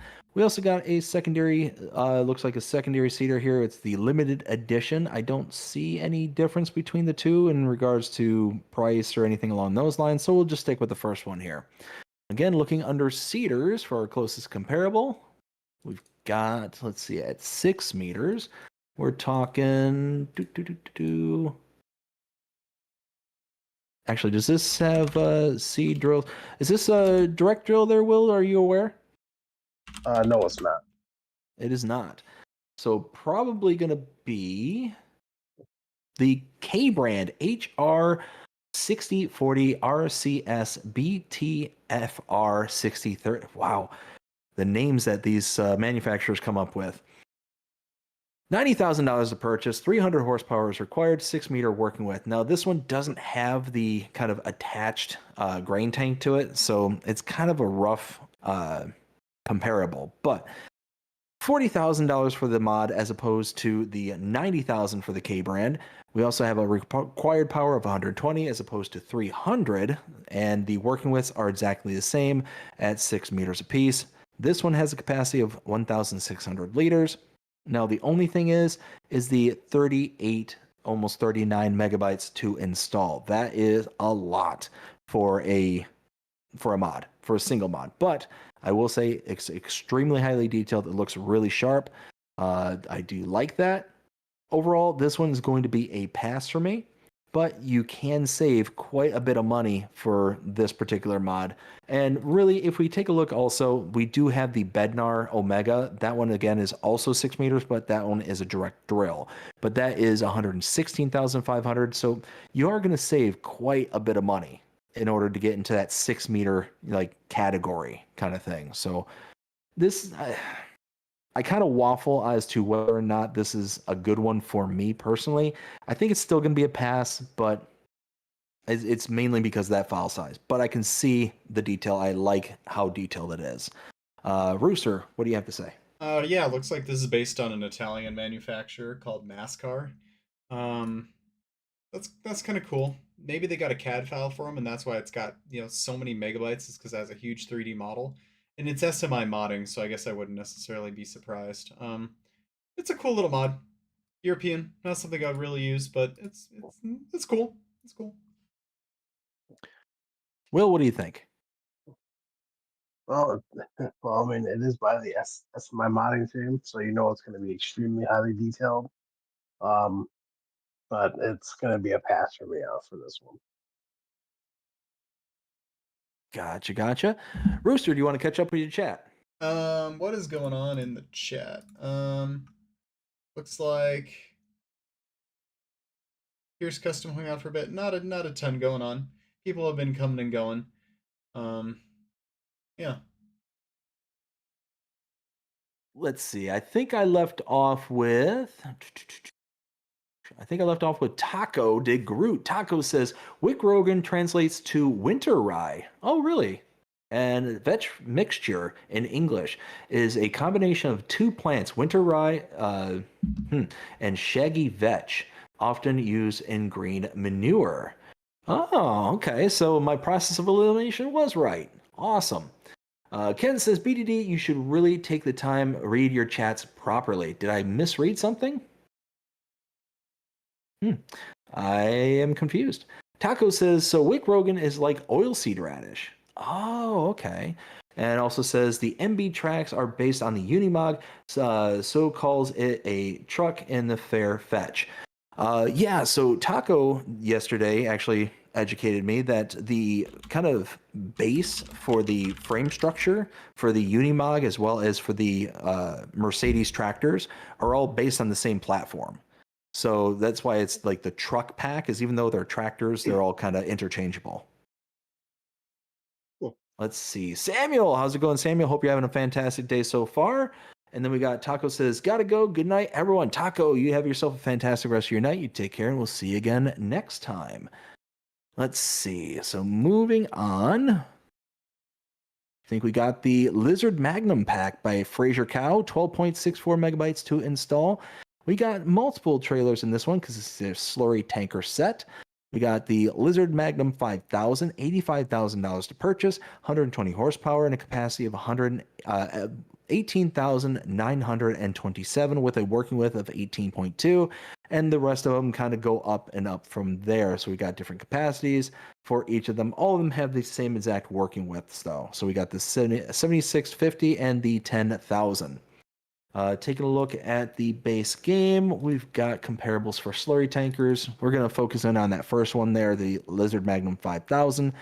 Let's see, 18.5 meters is going to be really kind of limited in that from base game because we only got like the Farm Tech, which kind of throws it out on its own, and then we got the Flegel Max line, which will have the actual built-in drip lines. So really is no good comparable per se. It would be we'll use the Flegel just because of the distance there. So the Flegel is at 15 meters. This is at 18.2. The Flegel is $102,000 as opposed to the 85,000 for the Lizard Magnum. So you're going to save about a little over 15 grand, it's about 17 grand. And then capacity is there. The Flegel has a capacity of 18,000 liters. This one also has 18,927. So a little bit bigger capacity, smaller price, and a much bigger working with about 3.2 meters in addition to the kind of Flegel here. So overall, I think this is pretty solid. For 13 megabytes, you get 3 different trailers, different capacities within each of the trailers. Pretty bright trailers as well. The bright red and yellow kind of makes it stand out on the farm. Overall, I would install this for 13 megabytes. Why not? Rooster, what do you think?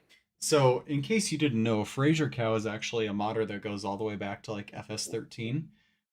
He was making mods on PC back in the FS13, 15, maybe dropped off around the 17 kind of era. And he just made a comeback like a couple of years ago back to modding and has kind of been getting caught up. And this is I think one of his first Mod Hub mods. So it's really cool to see. In case you didn't know, these are based on the Noon tanks, the Noon brand that's not actually approved for like all platforms. So it got changed to Lizard, and they do use this red and yellow color scheme in real life. So it's North American style, meets Mod Hub specifications. It's pretty friggin' cool. Tandem manure spreading is awesome. Wish it had injectors or something like that, but spreading I guess works.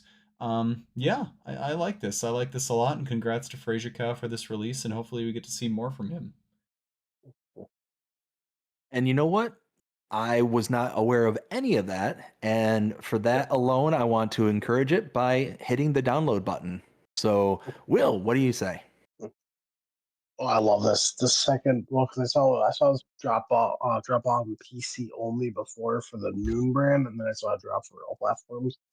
So I follow him on Facebook. So I was super stoked. I know later on down the road he is planning to make the triple axle version of these. But I also know that he also set a mod off for testing as they branded and a Lizard brand, and that's for the Jiffy High Dump trailer. So that's coming for all platforms, and you have no idea how excited I am for that. It's been a PC only mod forever. But yeah, I love this mod so much. I was like so happy it came out. So now I have GEA, well, and then Lizard, but Noon, and Velmetal. So the 3 slurry tankers I need. Nice. All right. So next one we have is the Lizard Longhorn. It's an animal trailer by LJR Modding, 4.09 megabytes to install. Price point of $32,500. This can carry 10 horses, 8 cows, 16 sheep, and 19 pigs. I mean, 5 megabytes to install, and you've got yourself a very nice, highly detailed animal trailer. I like it. I like this one a lot. And if we take a look at our comparables here, animal transport, closest one we're gonna have is probably gonna be I mean, probably going to be the Flegel Noah TTW 140. So that is a price point of $25,000, and that will hold 6 cows, 13 pigs, and 13 sheep. So this one does 2 additional cows, it does 3 additional sheep, and we're talking 6 additional pigs. So a little bit better, but it is a little bit more expensive too at $32,500. So you're spending an extra about $7,500 for the additional room for your additional animals. But I think it's nice. It's a nice little addition and a little bit more expensive for a little bit more room. I can see the justification in that. Overall, yeah, I'd install this. Rooster, what do you think? I like it. This is probably something that I'll be using sometime in the near future. It's just a good American style animal hauler. You got to have a gooseneck, of course, to kind of manage it. But yeah, I think it's good. I like using realistic, like real branded stuff, but sometimes you get what you get, and this is a situation where at least we have something to fill the need. And yeah, I think it's cool. Excellent. Will, what do you think? Oh, I was super happy when I saw this too. This was the one I was talking to you about before, about this looking amazing on that new on the newer version of the Mercedes Unimog. I think this would look phenomenal on that, honestly. I gotcha. Yeah, it's an excellent looking mod, and I mean, for less than 5 MB, I don't think you can go wrong with it. Let's see. Next one we have is the Lizard 255 by Axery. 31.95 MB to install, and a price point of $43,000. A horsepower starting out at 240, and a capacity of 14,000 liters. So we got us a little tipper truck here. It's kind of, I mean, it kind of reminds me of almost like a Soviet style kind of truck. It's certainly like a Eastern European, if I'm not mistaken. Overall, it looks nice. It's definitely got that kind of. Oh, what'd you say there, Will? It is based off of a Russian truck. Hey, look at me go.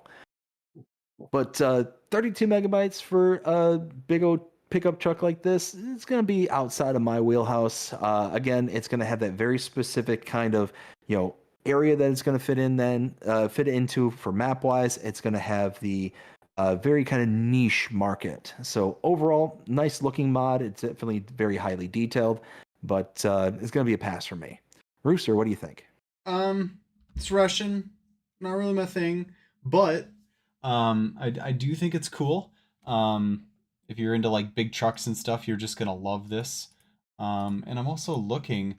I think that it's hard to tell. It looks like it's pretty detailed, which is pretty awesome. And I don't think they started from a CAD model for this, so this all had to be done from scratch. I think it's Russian, so not my style, but if you just like big trucks, you're not going to care, and you're going to get to mud this thing around and have fun. So, nice. Also, yeah. Never mind. It definitely almost looks like an old military hauler, like it was converted kind of thing. It's kind of got that kind of look to it. Will, what do you think? It's definitely not my kind of style of truck, so it would be definitely going to be a big pass. But it is extremely highly detailed, and it does sound really good though. Somebody in my chat. Sorry. Well, because like when you're trying to start it up, like it literally like it doesn't want to start. It goes, and then it finally goes, finally starts. It's so good. Somebody in my chat suggested maybe this model is from SnowRunner, the game. Oh, and if that's true, that could be a big copyright issue. But Giants might not be aware.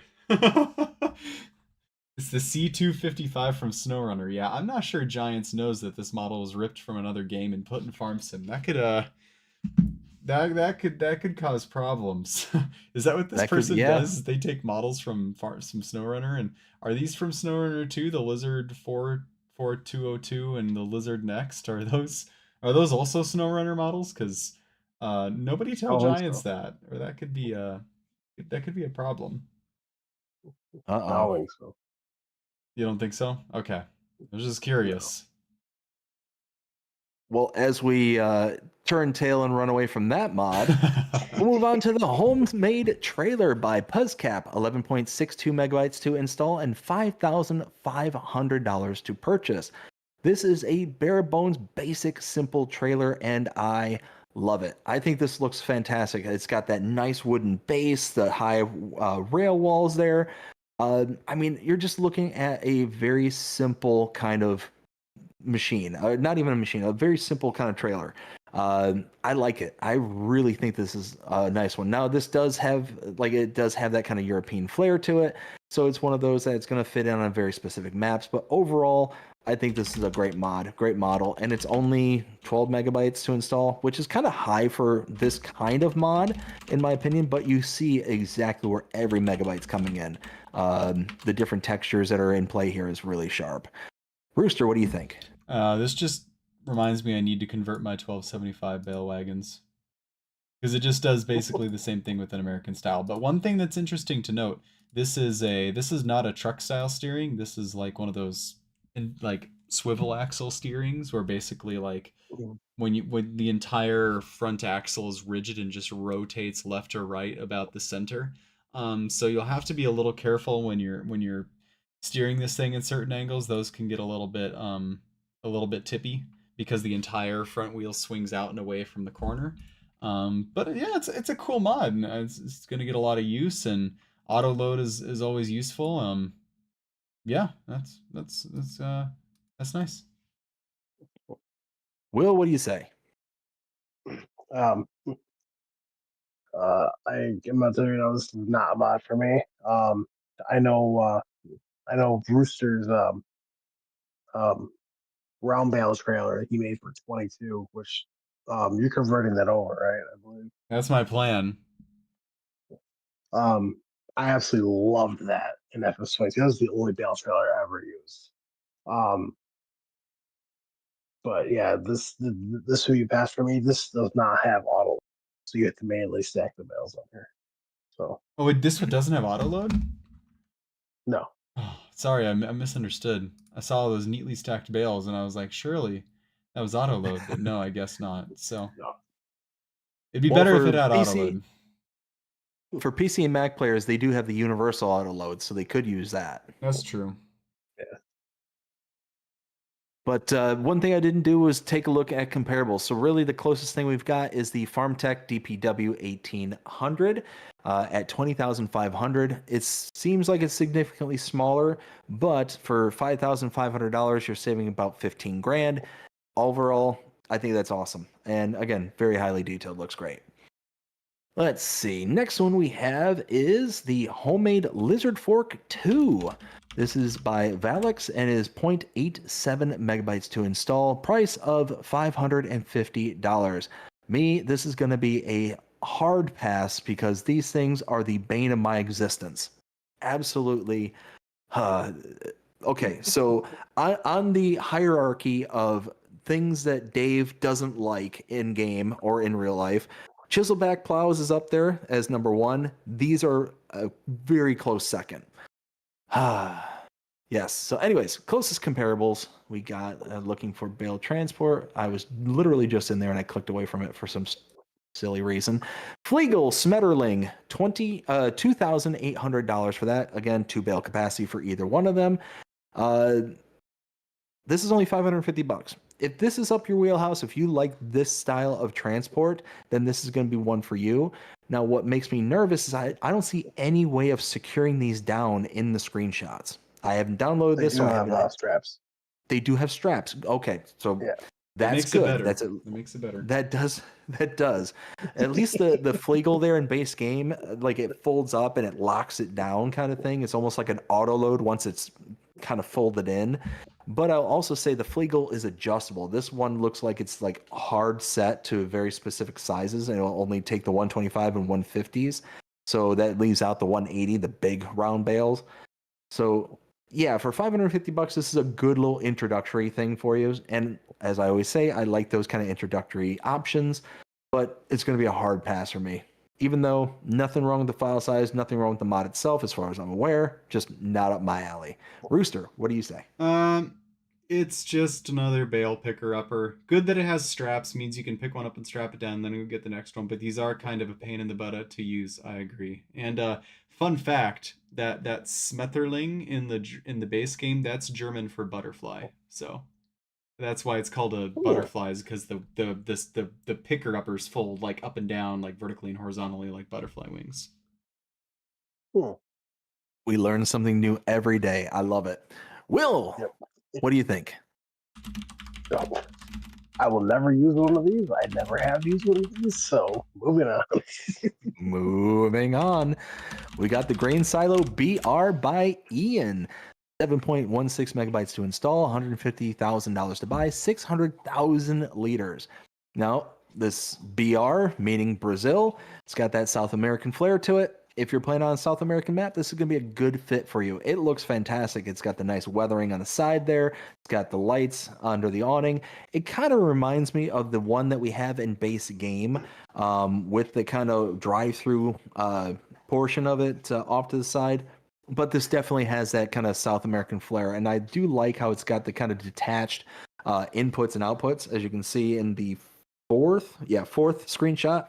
You've got the one side that's dedicated to output. You got the other side with the covered awning is dedicated to input. So overall, it looks great. Not a bad file size. Nice weathering and texturing details. If you're playing on a Brazilian map, it's going to be a good fit, but going to be a pass for most others. Rooster, what do you think?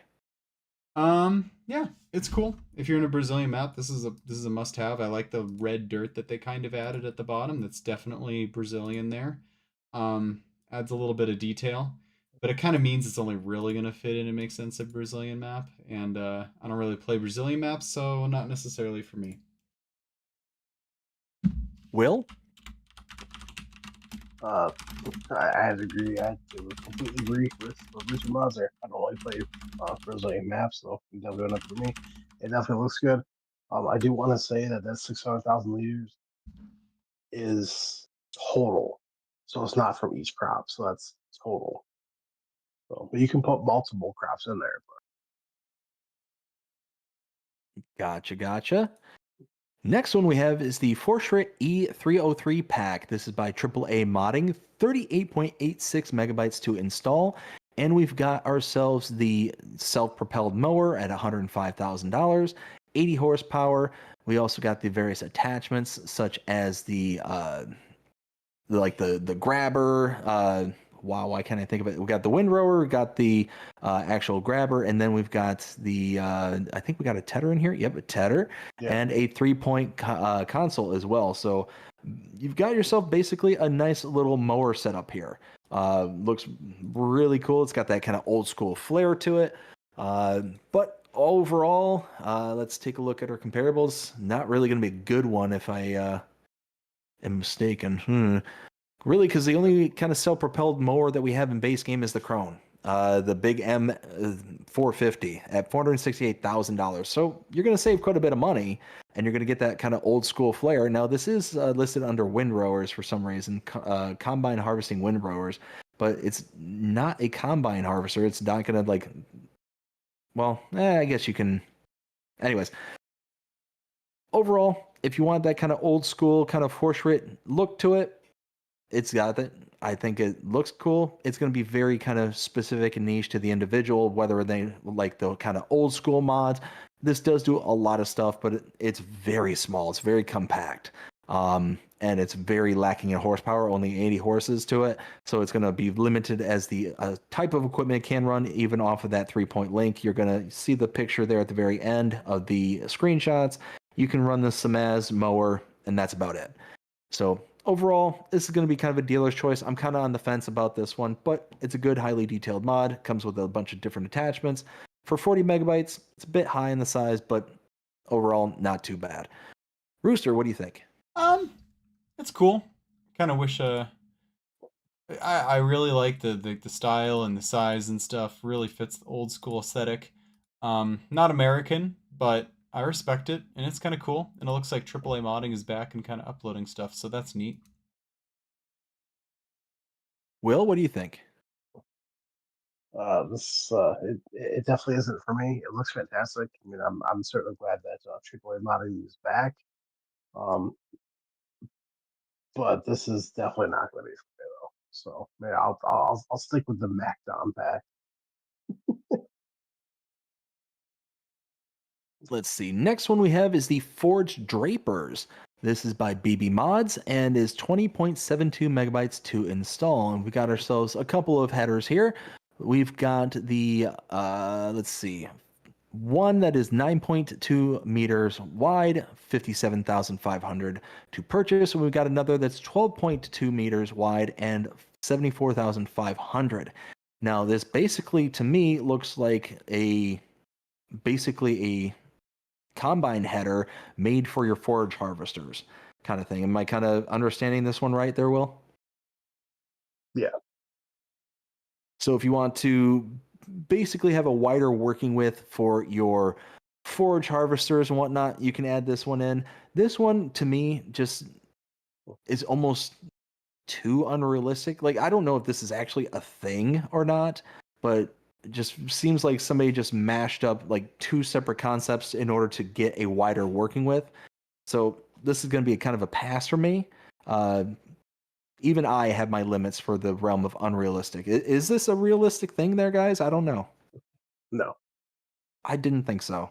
So yeah, this is going to be a pass for me.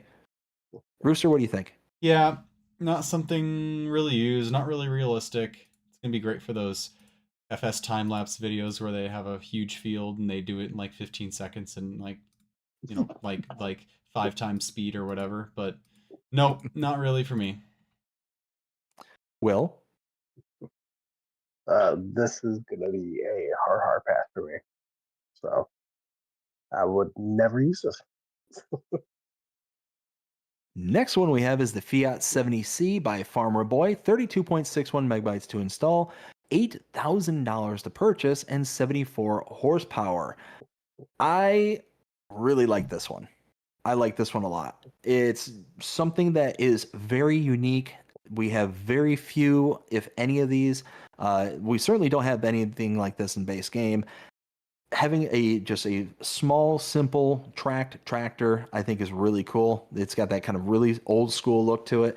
It's definitely not going to fit in on a North American map or anything like that. It's definitely got that Fiat brand, so it's going to be overseas.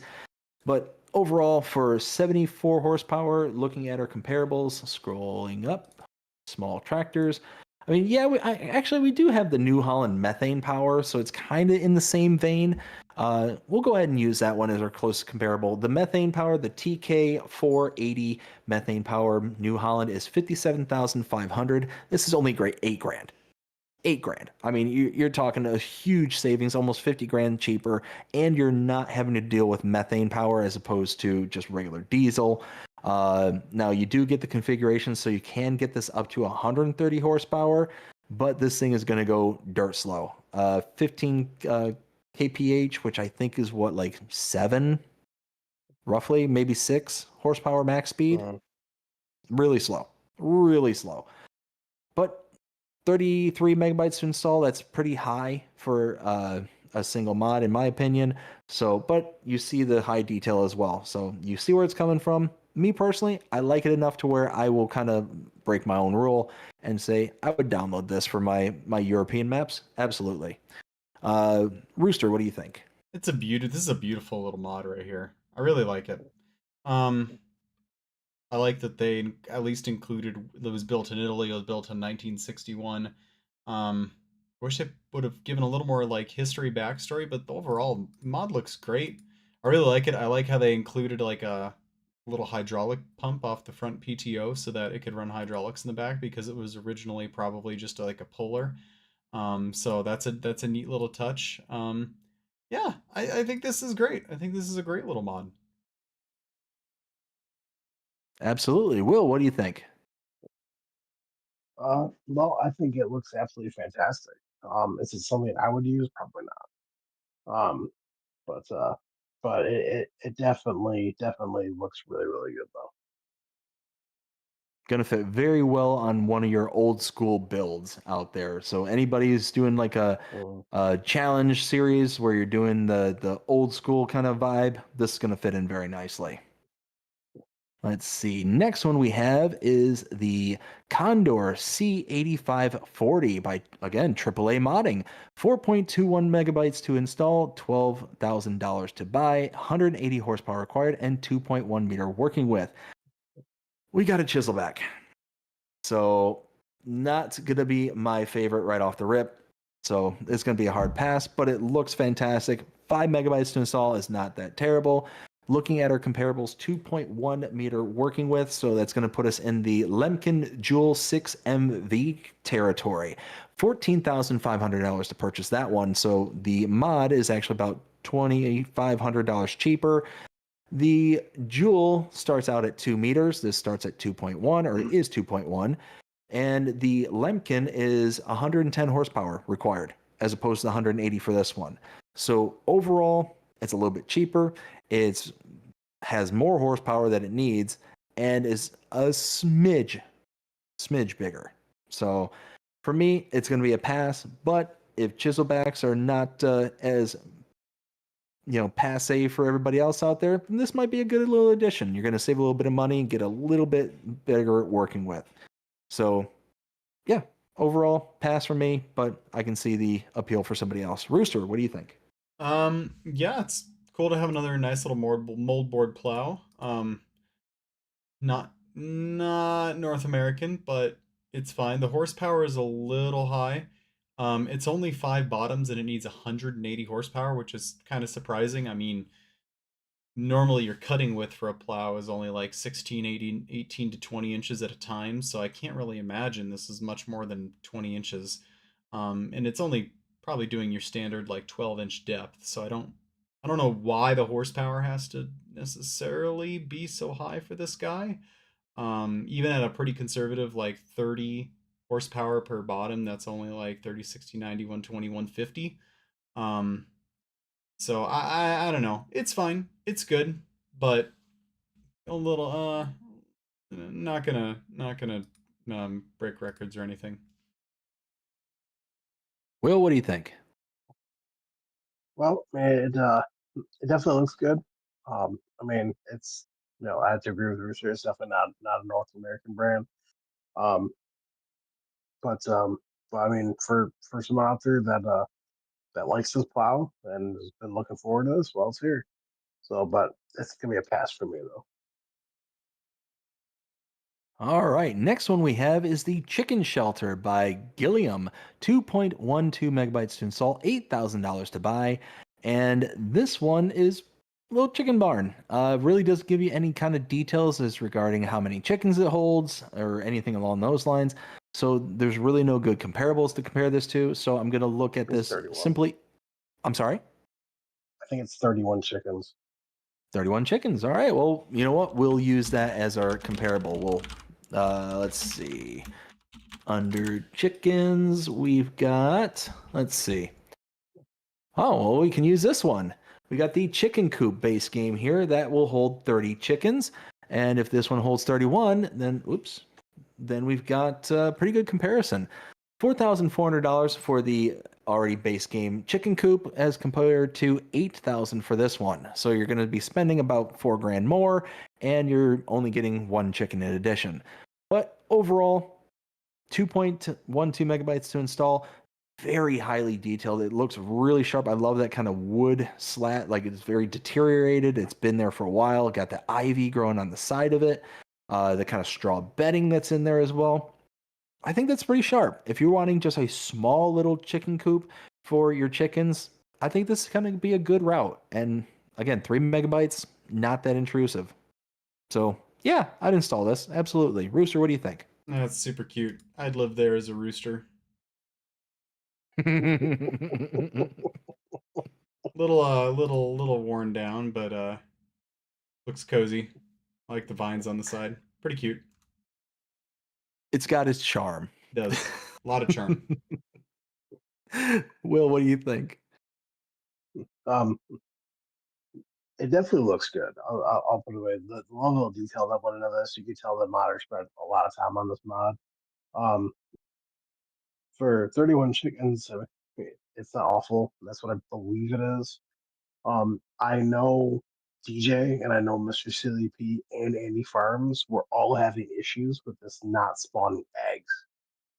So I don't know if anyone else is having a problem with this or not, but I know they were. So Gotcha.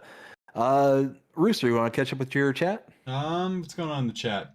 So apparently King Liam said that the draper on the forage harvester is done in some parts of Europe, which is interesting.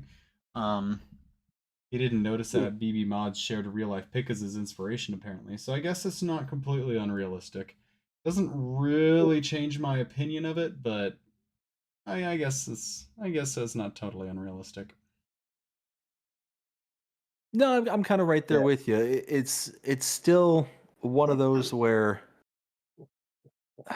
even if it's not unrealistic, it doesn't change my opinion. Like I think that was a good way to say it. Yeah, I agree. yeah, but you wouldn't see here in the States though. No. Let's see. I think I left off with Whiskey Creek Farms. Whiskey, how's it going? Hope you're having a fantastic day so far. It says, hey there, BDD. Hey there, Whiskey. We got Farmer Donkey saying hey to Whiskey. Whiskey saying hey to Donkey. We got Ken says, what up, Whiskey? Whiskey saying hey to Ken. Donkey says, we need more trailers to carry chickens. Couldn't agree with you more, Donkey. Couldn't agree with you more. I wish that, I don't understand why, even as base game, we don't have the ability to carry chickens in all of our animal transport. Doesn't make sense to me. Let's see. Reaver says, who dis? This is Rooster Mods. That's me. Reaver? That's Rooster him. Mods.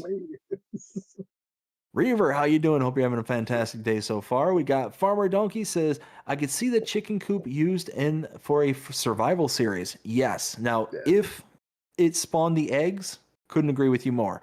Hopefully, it may have been a localized issue. Kind of doubt it, but yeah. So be aware that there might be a egg spawning issue with this particular one. Let's see. Moving on to our next one. Ooh, we got the Big Bud Series 2 by Classic American Icon Modding and Balag 2003. 100.74 megabytes to install. Holy smokes, that's a lot. We got the Series 1977 to 78 Big Bud tractors. These things are beasts. Absolute beast. Base price of $140,200. A power capacity starting out at 320, going all the way up to, I think it was 525. Nope, 1100 is all the way up there. Woo-hoo. Let's see. Overall, way too high of a megabyte for me. Way too high. I love the Big Bud. I think it's an amazing brand and it's intense. But for 100 megabytes, that's map territory we're talking here. Yeah. So overall, this is going to be a pass, even though I love the configurations. I love the paint scheme. The old red, white, and blue there, the black on red. I think black on red is always a great color combo. It looks great. Looks absolutely fantastic. And I love here at the very end, it looks like this is perhaps Welker's farm map that they're using. I think this is one of the blue barns there in the background. I could be mistaken about that, but that's what it kind of reminds me of. Overall, looks great. I think these are fantastic. If you've got the megabyte size to spare for this, for those console players out there, it'd be a good one, but going to be a pass for me. Rooster, what do you think? Yeah, it's a cool mod. If you're into Big Bud stuff, if you got to have that big, wheatland farming, that Montana, Idaho, big sky country, that Alberta, Canada, big wheat, big implements kind of stuff. This is a must-have, so it's pretty cool. Obviously, these do not go up to 1,100 horsepower in real life, but you gotta give the people what they want there, I guess. So got a bunch of different color options, which is interesting, and yeah, it's just classic American icons doing what they do and making big bud tractors. So yeah, I think it's cool. Will, what do you think? Well, I'm not huge into like the big buds. I've honestly never really used the big buds. But 100 megabytes for a pack of tractors. That's a bit nuts. So that's gonna be a hard pass for me. Next one we have is the B402. This is a set of, or is a disc arrow by AAA Modding. 6.46 megabytes to install, $13,000 to buy, and a 3-meter working width. Taking a look at our comparables here under disc arrows. There it is.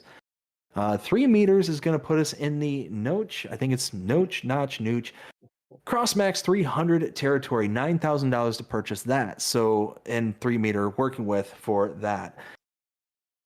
You're going to spend about, what is that, $4,000 more for the same working width. This is going to be a pass. Going to be a pass right off the bat. Now, it looks nice. It looks like it's very highly detailed. If this is the kind of style and setup that you like, good for you. I'm going to save the $4,000 and keep that same working width and just stick with base game. Rooster, what do you think? Yeah, it's a tiny disc. It's cool and all, but I don't really have a lot to add. It's the 3-meter cultivator everybody jokes about. It's another one. So here you go, I guess. Will, what do you say? Well, I mean, it's definitely for your small farm shenanigans. Um, uh, it looks good, but it's gonna be a hard pass for me. All right, the next one we have is the Lizard Containers Pack. This is by Agri Concept and That was it for Tuesday. Oh, hey, you're right. We're on the 8th. So let's backtrack and say what is our favorite for the 9th? Rooster, what was your favorite? Let's see. The one I'm probably most likely to use is the Lizard Magnum. And I haven't used this. I like the Big Bud. That one's fine too. But my personal favorite probably is the Fiat 7DC. I haven't downloaded it or used it, but it looks like it has a ton of detail in there. Just a beautiful, almost just looks like a passion project by that person. So, um, I'll give my most used to the Noon and my Gold Star effort to the Fiat 7DC. Will, what do you say? For me, it's definitely gonna be a toss up between it's a lizard, but the Noon Magnum pack and the Lizard Longhorn animal trailer. And mine would be the Fiat 70C. I agree with Rooster there. This definitely looks like a passion project, extremely highly detailed, and just looks fantastic. And it kind of offers something that we don't have from pretty much any other angle, with the exception of the methane power. This is like the diesel equivalent, and I like that. So, yeah, overall, that would be it. Let's see. Moving on, like I said, we got the Lizard Container Pack by Agri Concept and Elge. 7.73 megabytes to install, price point of 9,800 for the hydraulic door container, 28,700 liter capacity for that one. The dirt container is $4,200 and is 11,500 liters. And then we got this cereals container for $6,500 and 28,700 liter capacities. Overall, these are hook-lift trailers. I not really gonna go out of my way to download additional contents for the hook lift. That I'll just use like the kind of stuff that kind of comes with those packs rather than have little offshoots for other trailers and stuff. So me personally, this is going to be a pass, but it's only 8 megabytes to install. You got the various capacities and different styles, which I think is pretty well covered with some of the other actual hook lift trailer packs that we got. So, like I said, that's why it's going to be pretty much a pass for me. And there's really no good comparison to this because it's its own separate system. So, I'm going to kind of skip over that portion here. Rooster, what do you think? It's interesting. That's fine. Not really in my wheelhouse. I think it's funny that they showed a skid steer being moved around in that very last picture. Um, but yeah, it's cool. It's cool, I guess. Will? Nah, it's gonna be a hard pass for me. And I'm gonna say right now, even for the next one, it's gonna be a hard pass. But the I just never used hookless stuff. I just never really got into it. So I I've explained this before. I do like the hook lift system kind of thing. It's expensive for the actual main hook lift system, like the actual trailer, but all the other components are significantly cheaper. So you can get a wide array of stuff for not that expensive a price. So if you don't mind getting tied into a specific system like this, then it kind of works out. But if you are not wanting to get tied into only having that system or having this be kind of a big kind of modular kind of project, then it is kind of good in my opinion. But having the additional components, meh, it is what it is. And to go along with that pack, we got the Davies AC210 again by AgriPoly Concept and Elge. 14.47 megabytes to install, 48,500, which kind of shows what I was talking about there with the price point for the actual hook lift system itself being nearly $50,000. Requires 150 horsepower. Again, no real good way of doing comparison because the only comparison we have is to a mod, and I don't have any of my mods installed for my testing. So we're going to move on past the testing and say that, again, this is kind of a cool concept. I do like the hook lift system, but I'd probably use like the IT runner pack as opposed to this one because that's kind of a more complete system itself. So this one's going to be a pass for me personally. Rooster, what do you think? Yep, it's not not really something I use a bunch. So also maybe they should have had the containers and the hook in the same mod, but not sure there. I mean, it would be one thing if they plan on coming out with more like hook lift attachments to this. That'd be kind of cool to have them kind of separate because then you can kind of pick out which components you want versus others that you don't. Um, but it's one of those that, teach their own kind of thing, I guess. Yep. Will, what do you think? like I said before, this was gonna be a hard pass for me. It looks fun. It looks fantastic. Very highly detailed. And Deves is actually a new brand in the game. So, Nice. which hey, new brands are always welcome. But yeah, it's gonna be a pass for me. Let's see. Next one we have is Deves GV210, again by Nico. Oh no, not again, but by Nico Do 55 and Agri Design Modding, 19.92 megabytes to install, and a starting price point of $25,000. The let's see, capacity of 26,000 to start out with. So we got ourselves a nice little trailer here. Now, again, it kind of almost very close gets to that 1,000 per 1,000 liters price point that I look for. So that's really close. That's super, super close, actually. Let's see. Oh, trailers. There we go. We're looking for 26,000 liter capacity. So that's going to put us into about. Here we go. The Flegel ASW 271. That one starts out at $52,000 and is 26,000 liter capacity. So this one here is almost half the price. You're going to save about $27,000 and get the same 26,000 liter capacity. So if you don't mind it being the new branded of Davies trailer, yeah, this would be a good one for you. Me personally, 20 megabytes to install and almost $1,000 per 1,000 liters, significant savings. I could see installing this one. I'm not quite sure where this kind of reigns. Does it say? No, it really doesn't say where this one is kind of sold off. I presume somewhere overseas. So, yeah, I would install this one just for the big price savings. Rooster, what do you think?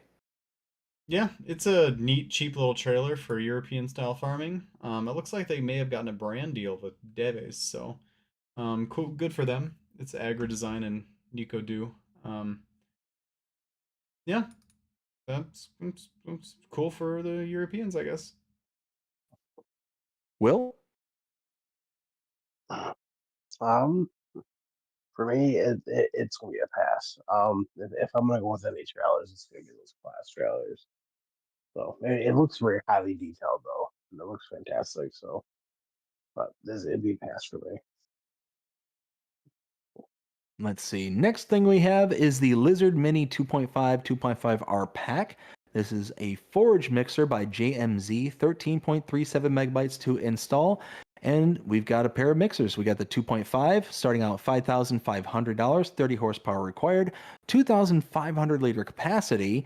And then we got the 2.5R, that's 6,500, so extra grand. 30 horsepower is the same capacity. Not quite sure what the difference between the two are, but hey, we got a couple of forage mixers. I think one of them is trailed and the other one is like actually just 3-point hitched, like full. Yeah, that's what it looks like here in the last picture there. So one's got the actual wheels to it and the other one doesn't. There's going to be no good comparable for this one because of the size, but if we take a look at our cheapest introductory forage mixer, it'll be the K brand RA142, 38,500. So getting a hold of one of these is going to save you about $32,000, $33,000 right off the bat. But you're going to be hurting when it comes to capacity. 2,500 compared to 11,900. So yeah, I mean, you want to make a whole bunch of trips with this one. Be my guest. This one's going to be a pass, but will fit in very nicely on a very, very, very small farm. Very small. Yeah. So overall, I can see it having its place, but it's going to be a complete pass for me because of the size. So, Rooster, what do you think?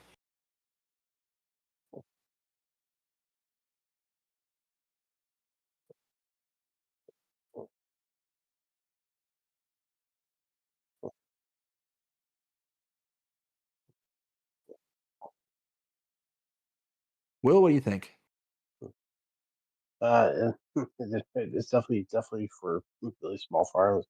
And it is actually based off of the brand Falke, Falke, Falke. Of course, it's not licensed. It looks good. JMZ makes some really really high quality stuff, so I'm not awfully surprised. I did look it up. So Deves is actually a French brand. Ah, okay. So Let's see. Next one we have is the Stroutman Xenon CFS 2501DO. This is by RLSF Modding. 19.84 megabytes to install, $46,000 to purchase, 95 horsepower required. Capacity starting at 23,000. No, not starting, is 23,000 liters, and also has a capacity. I presume this is for the silage additive for 50 liters. So yeah, it says at the bottom there, silage additive tank. Overall, looks very sharp. Looks like it has a couple of little bells and whistles. Looks like it has a side opening gate there, little opening door. Looking under our forage wagons, let's see, capacity was what, 23,000? So that's going to put us in the Pottinger Faro 4010D territory, $77,500 for that base game model there, 130 horsepower required, and 26,000 liter capacity. So taking a look, 46,000 to start out with the Stroutman there. So right off the bat, you're going to be saving roughly about $31,500. That's a big plus. 23,000 for the mod for the capacity as opposed to 26. So even though you are getting less capacity, you're saving quite a bit of money for that loss. And then horsepower required 130 for the Pottinger as opposed to, oh, did it say 95? 95 horsepower for the Stroutman. So you are cheaper, a little bit smaller, and a lot less horsepower. Overall, that makes for a good combination in my book. Very highly detailed, looks very nice. 20 megabytes to install. I would install this. Absolutely would install this. Rooster, what do you think?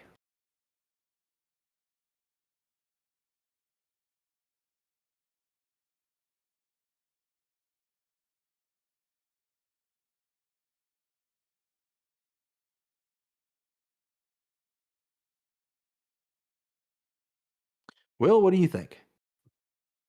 well, for starters, it's gonna get passed. I don't really use the Stratman stuff, so I wouldn't use this. It is very highly detailed. So that little side door that opens, the only way you can open that is on PC with Um, the Oh, cargo door can be opened using interactive controls. PC players only. Yeah, and that. So. Alrighty. Next one we have is the Silage Diesel Water Liquid Fertilizer Silage Additive by BDBSSB, 3.13 megabytes to install. And we got ourselves a factory for $80,000. We can make things such as silage, water, silage additive, diesel, liquid fertilizer. All of this has capacities of 100,000 liters for the silage additive. All other products, 1 million liters. This is interesting to me. The reason that this kind of has my interest is because of all those kind of base stuff that you can make using this mod. I do like the fact that you're able to produce those kind of essentials right off the bat with this. $80,000 is not a lot when it comes to a factory, so that's a very good price point.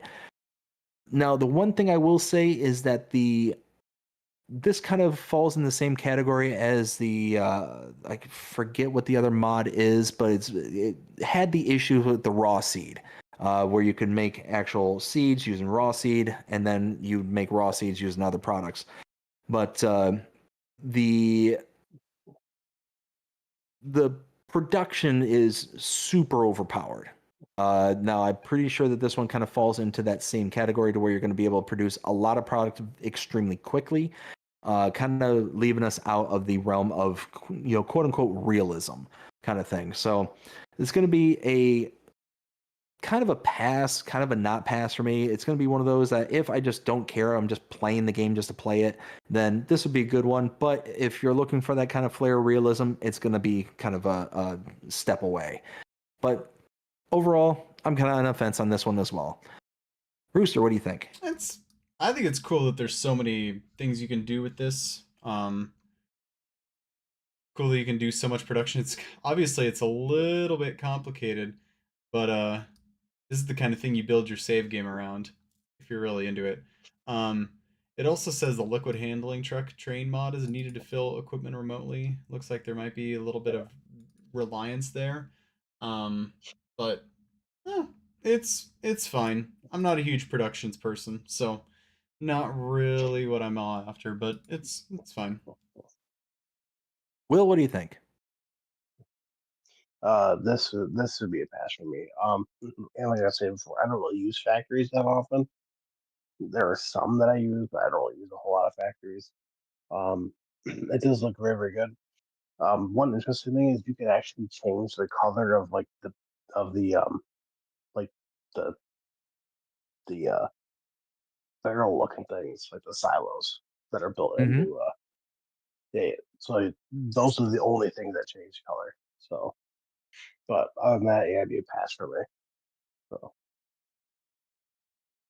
And one thing that did catch my attention on this is I believe there's a recipe that requires like I thought, if I remember right, and I'm trying to find it on.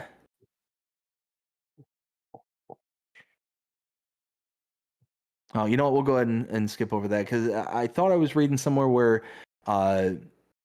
you could put in certain products and it's going to count it as chaff. I thought I read that somewhere in this.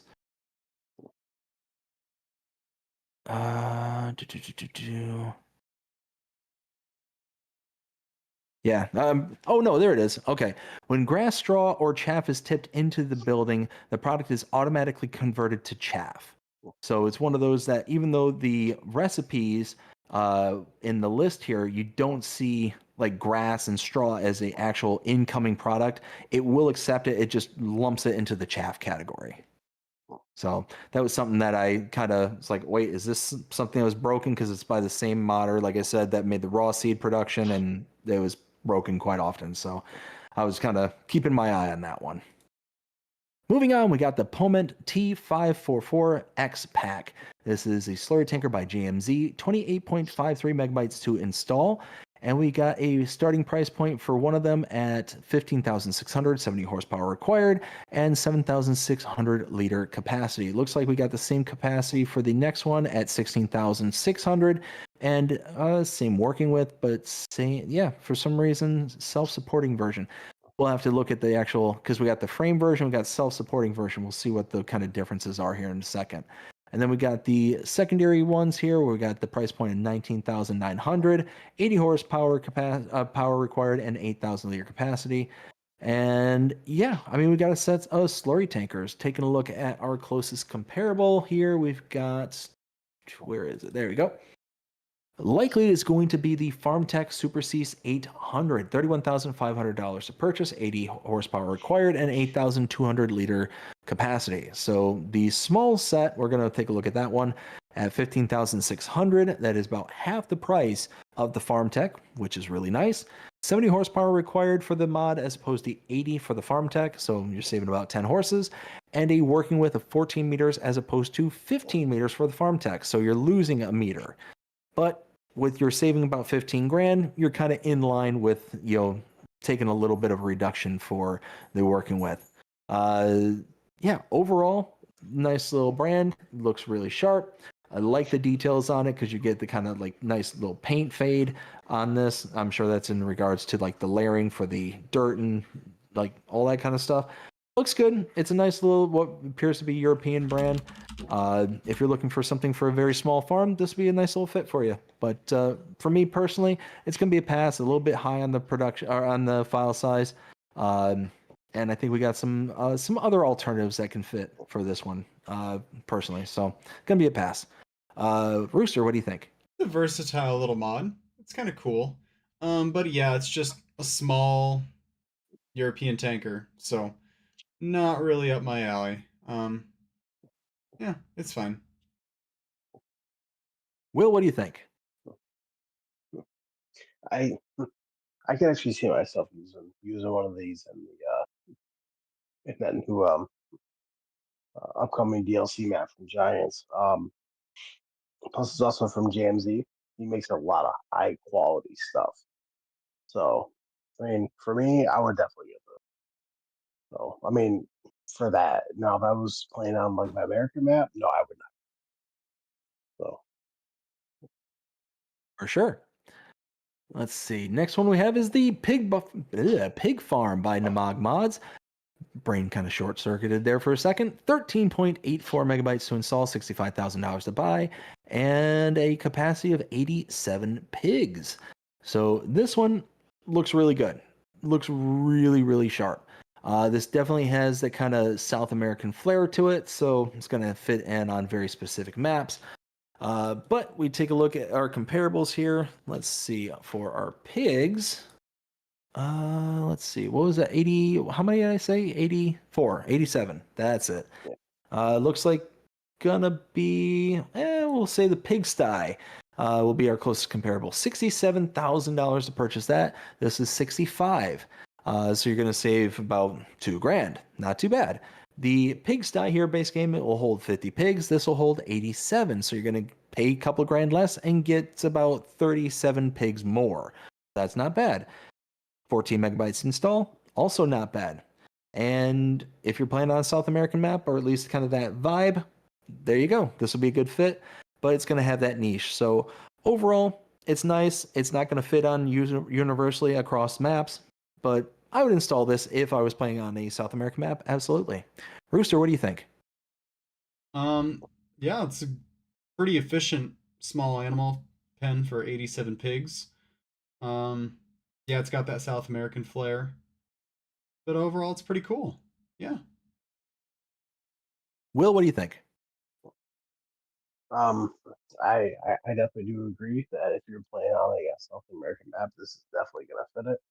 Well, I don't really play on them, so this is gonna be a pass for me. It does look really good, but it'd be a pass for me though.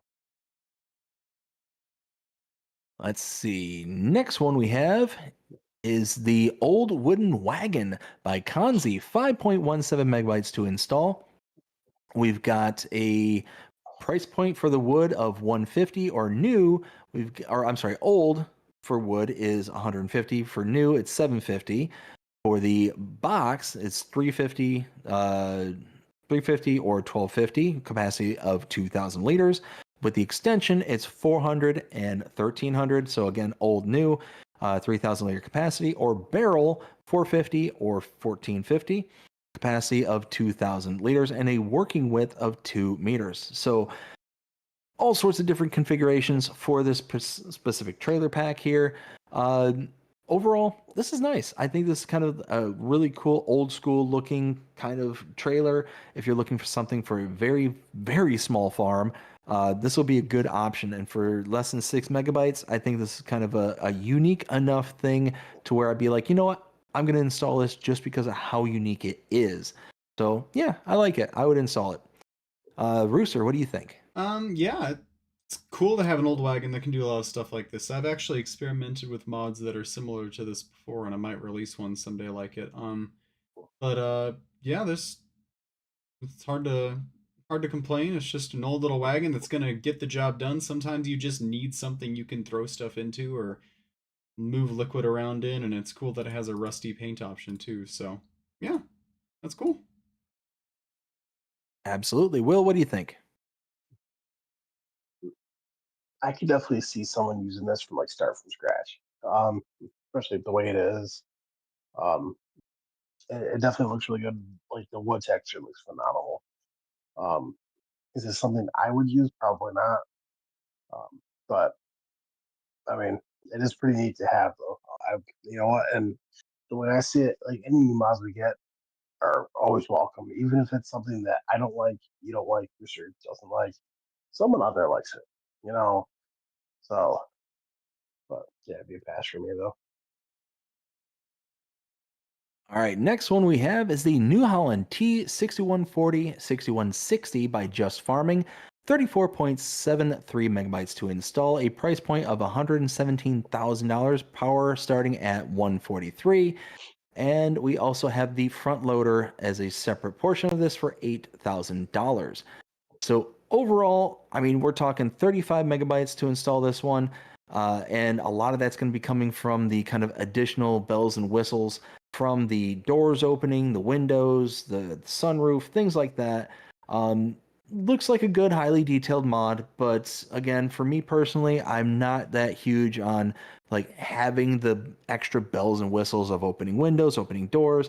So it increasing the file size and stuff like that it tends to do is just going to be kind of a pass for me overall. That and New Holland, not a brand that I'm absolutely in love with, so not going to be breaking down the door to get a hold of it as well. So again, for me, it's going to be a pass. But if we take a look at our comparables here, let's see, we've got. This is under. Oh, this doesn't show like an actual. Oh, it's part of a package. Okay, well, 146, that's going to be medium tractor territory. All right, so closest comparable is going to be the Massey Ferguson 7S, 149,500 for that one. This starts at 117,000, so you're going to save quite a bit of money, about 30 plus grand for this one, and a horsepower starting out at 143 as compared to the Massey's 155. So you do save quite a bit of money. You do lose a little bit of power, but not too bad. But again, that 35 megabytes for the kind of bells and whistles, not up my alley. So it's going to be a pass for me. Rooster, what do you think? So I think it looks good on the surface, but I was watching the DJGoham video on this and read some of the comments, and apparently it has some of the lights are not correct, and it's using the wrong engine sounds, and it's just kind of lackluster in a few different areas. So, I mean, on a surface level, it's fine, but I think that's why it just has a 4.4 star rating. People are really excited for small New Holland stuff. There's a group of people for that, and they probably deserve something maybe a little more realistic than this. Makes sense. Will, what do you think? Now, I will state that I do like just farming stuff. Like he came out with a couple John Deere's. There was like a 5M that he came out with. Love it. Um, but I'm not a huge New Holland guy, so this would be a pass for me. So So apparently Will is lying to us all because we know he loves the New Holland. No, I do not. Moving on, we've got the Modern Sugar Factory. This is by Namag Mods, 7.03 megabytes to install. Let's see, a price point of $135,000, and we've got the capacities for sugar 1.3 million. Beets will hold 720,000, and sugarcane 800,000. So all in all, this is a nice looking mod. It's very nice and detailed. This definitely has that kind of South American vibe to it, so it's going to very much fit on very specific styles of maps. But for only 8 megabytes to install, less than that, and you get all those capacities, that price point, it's not that bad. So overall, if you have a South American mod, or a South American map, I should say, this will be a good little addition to it. So yeah, overall, I could see installing this if and when the map fitted it. Rooster? Yeah, I think it's cool that there's like sugarcane production or like sugar production. I mean, there definitely should be. You should have a way to turn your sugar beets and your sugar cane into sugar, and this fills that role, and that's great. Will? Well, like I said before, I don't really use factories that often. It's a very rare occasion I'll ever use a factory. But I mean, it looks good, but maybe a pass for me. It's not my kind of style. So Gotcha. Let's see. Next one we have is the Lizard Mellow Plow 606. This is a subsoiler by. Oh, did I miss one? I Icus. did. Oh, I can't pass by Icus. Holy smokes. Metal You Hall almost by skipped Icus.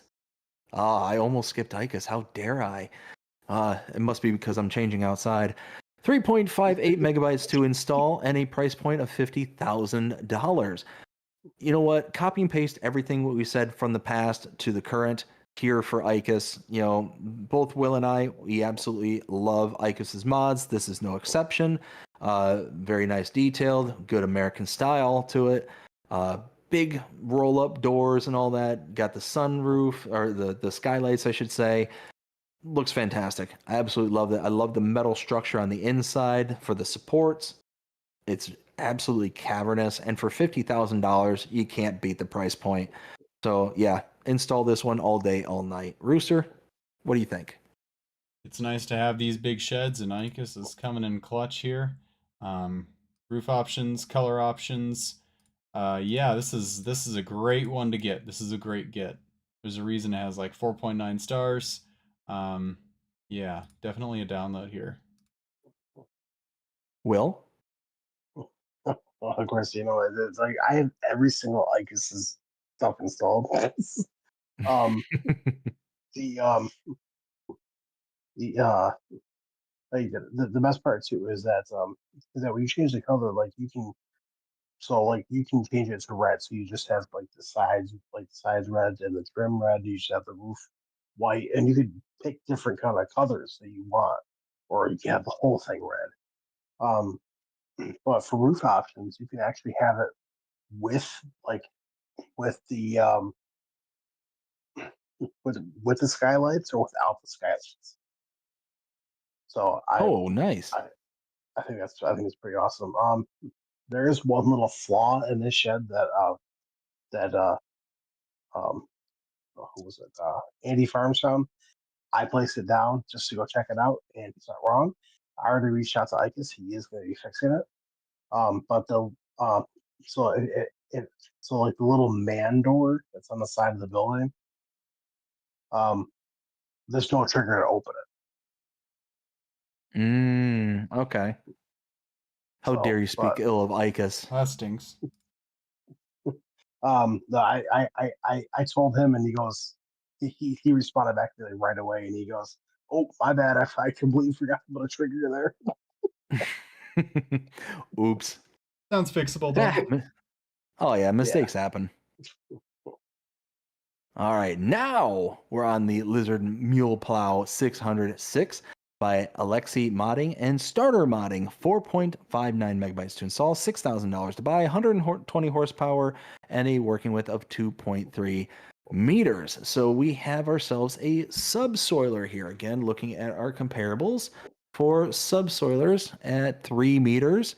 We got our little small farm stuff going on here.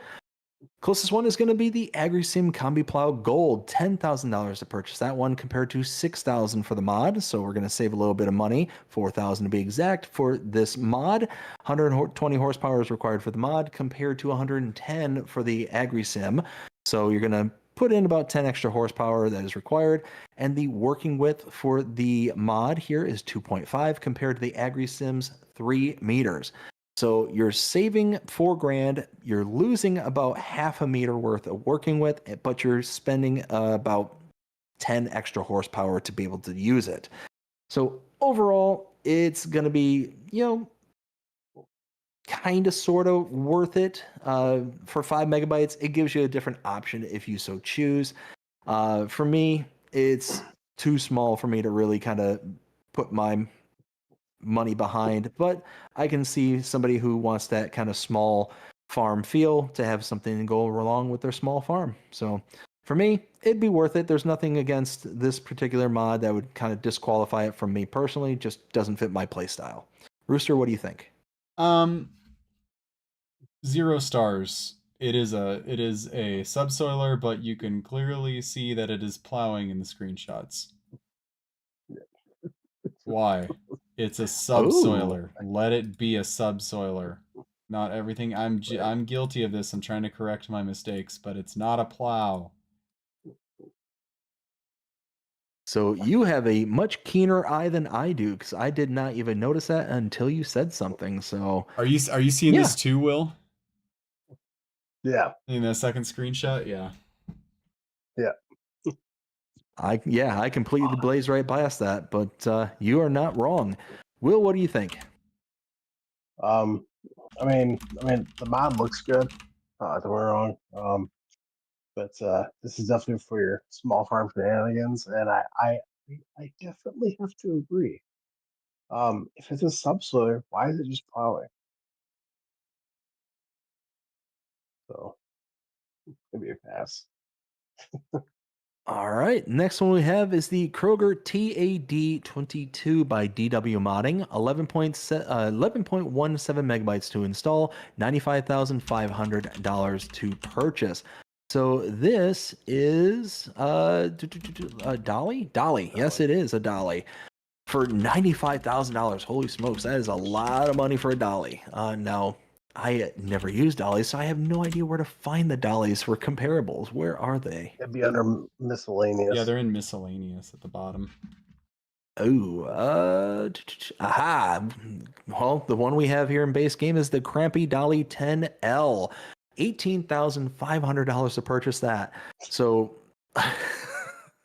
hard pass right off the bat. You're going to be spending almost That's a lot of money more for a dolly. You could get a whole trailer for that cost. Exactly. Holy cow. Exactly. Holy smokes. I mean, yeah, why? Does this do anything in addition that a base dolly can't do? No.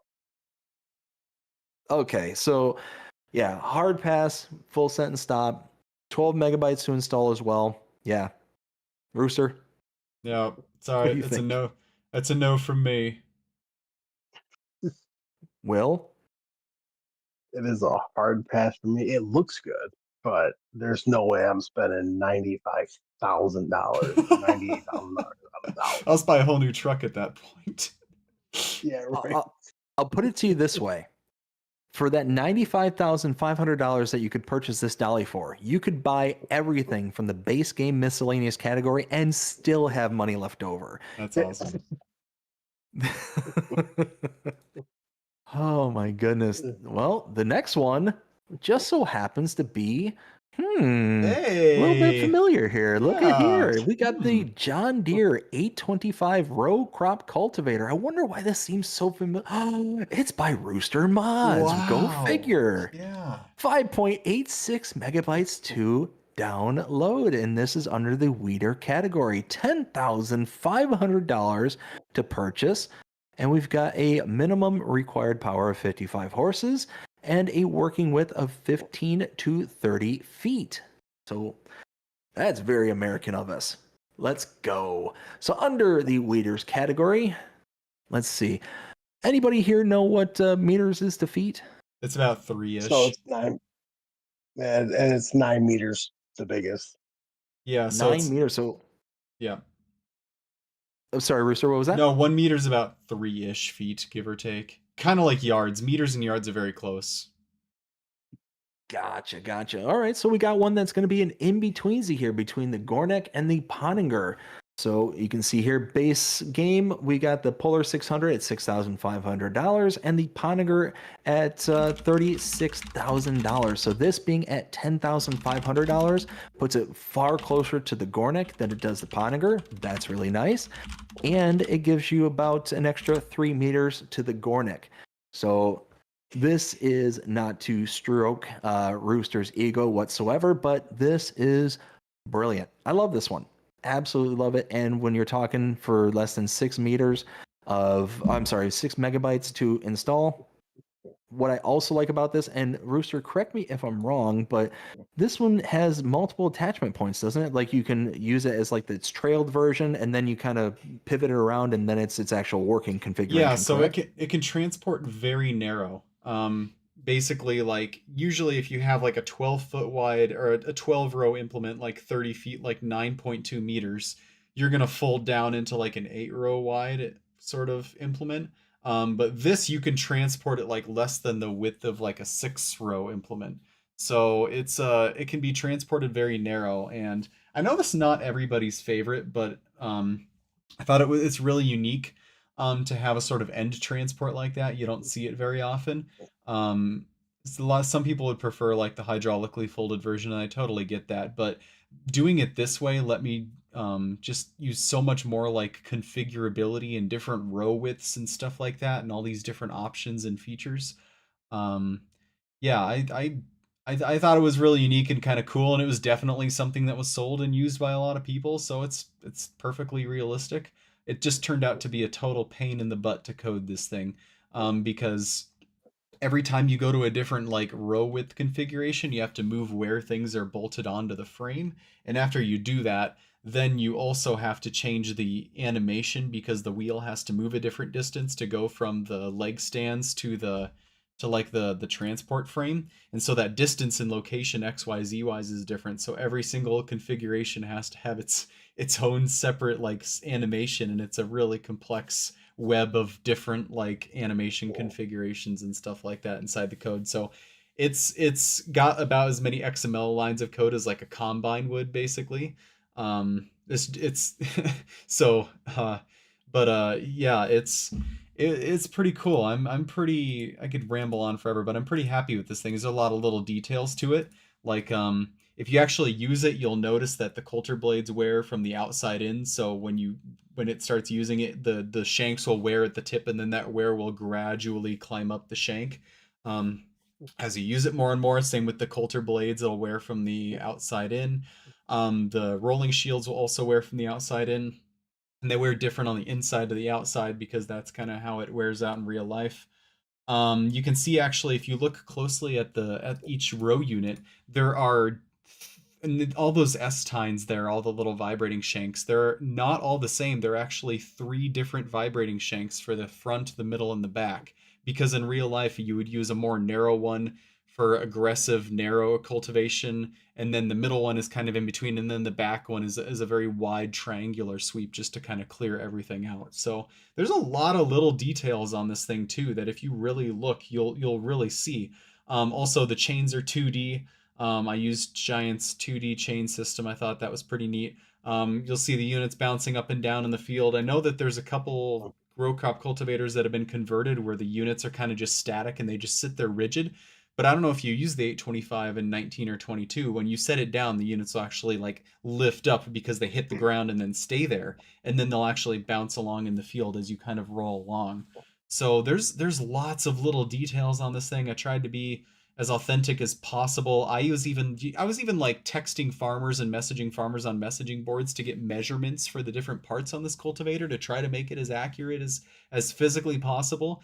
and then many hours poring over parts diagrams and owner's manuals and stuff. So this is really like a statement to be like, here's where I started in 19, here's where I am in 25. So I'm really happy with how this mod turned out, and whether you're farming, 30-inch corn or 40-inch cotton, or anything in between that, this will be able to fit your operation and sit between the rows, look really accurate. And my goal was like, you shouldn't really have a reason you couldn't use this mod. There shouldn't be like, if you're doing row crops and you want to weed, there shouldn't be a reason this shouldn't be a really good option for you. So I want to point out to everybody who's listening here right now, the pure amount of passion that I just heard in Rooster's voice right there, like sent chills down my spine.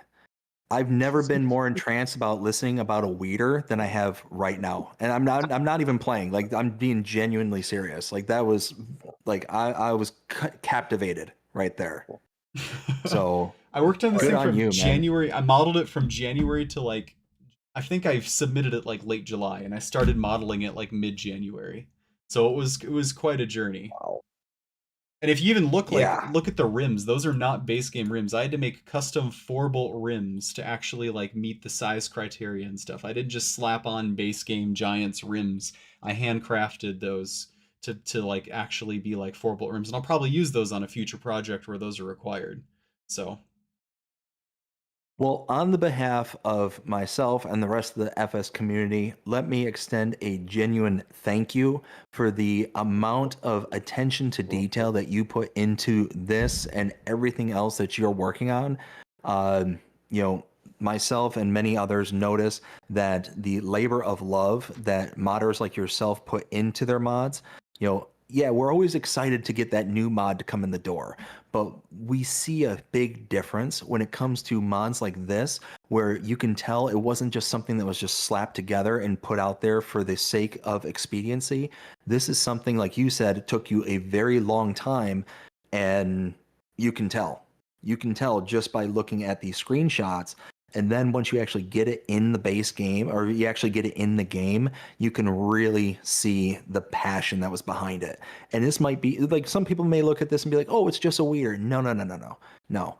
You can tell the love that was put into this. And I thank you for it.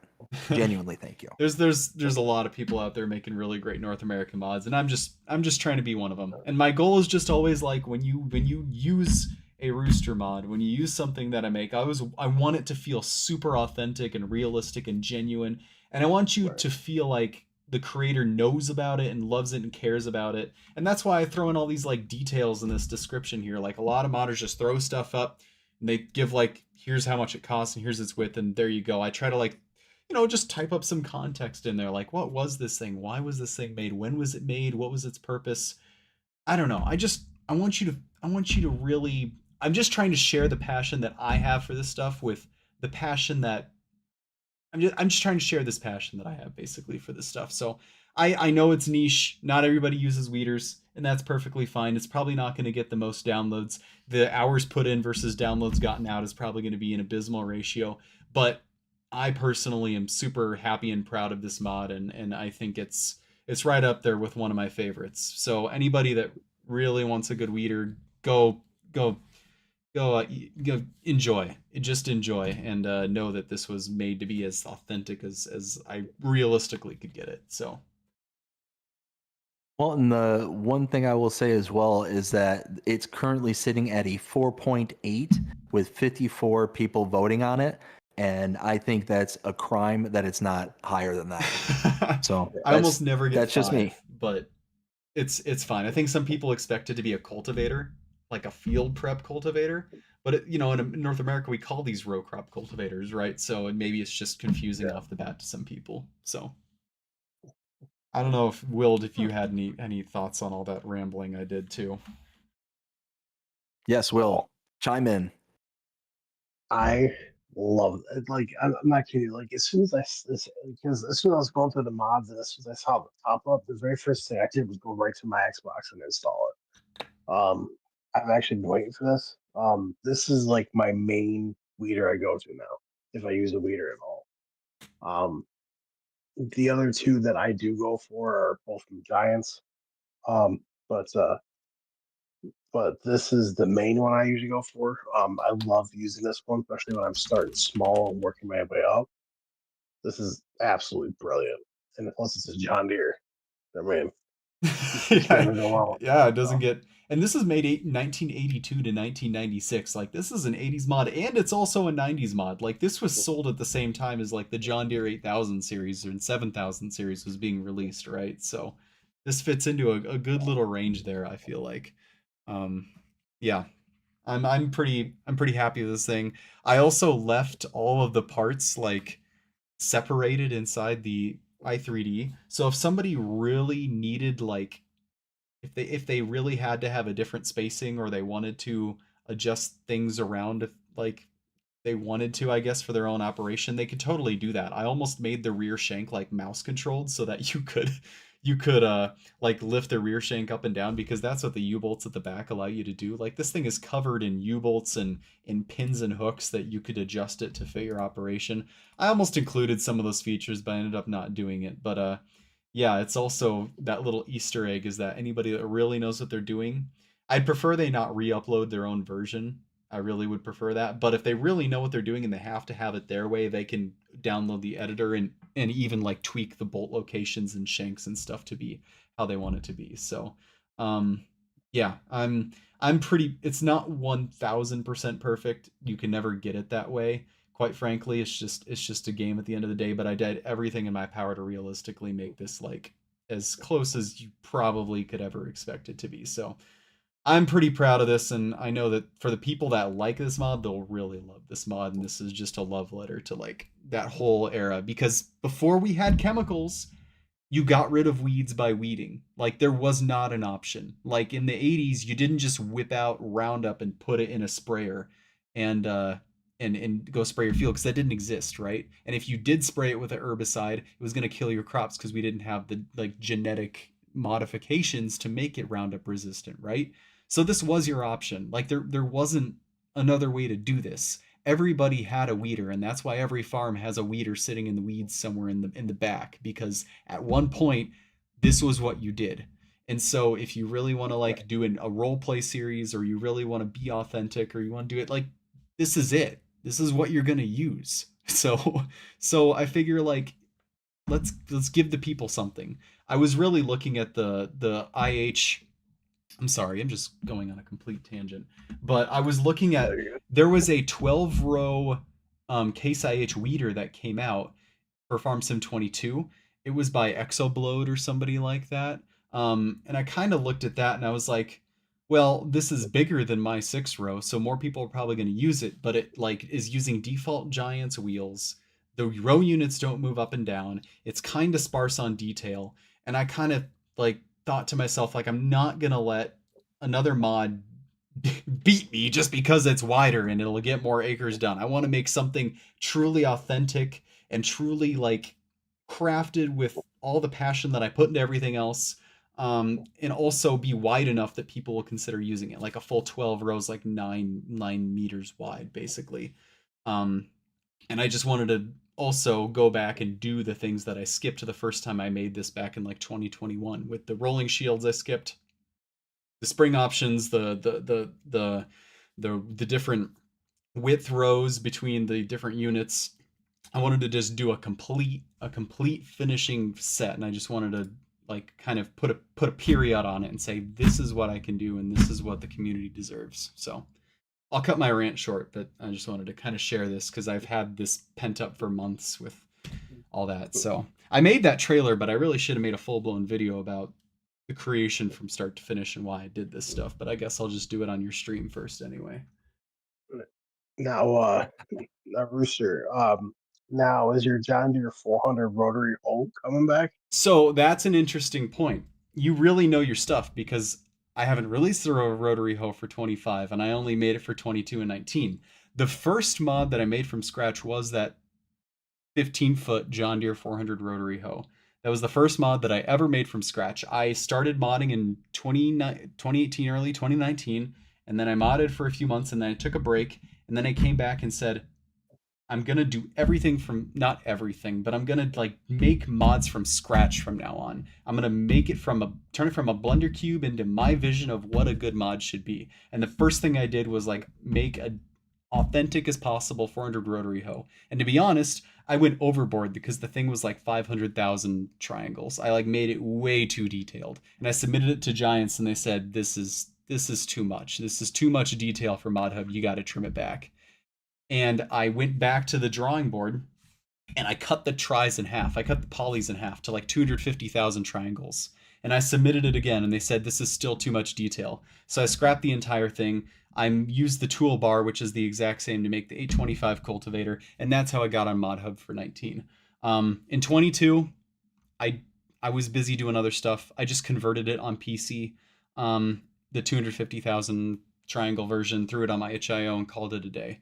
For 25, I know enough now that I do feel confident that I could go back and make that 400 rotary hoe for all platforms, but there's a lot of other projects knocking on my door, and there's bigger stuff that people really want, and that's just kind of where my focus is right now, to be honest. I could maybe probably go back and convert the 400 rotary hoe for 25. It'd be cool, but I mean there's a lot of stuff that people really want and people that really need for 25, and my focus is partially on what the people want.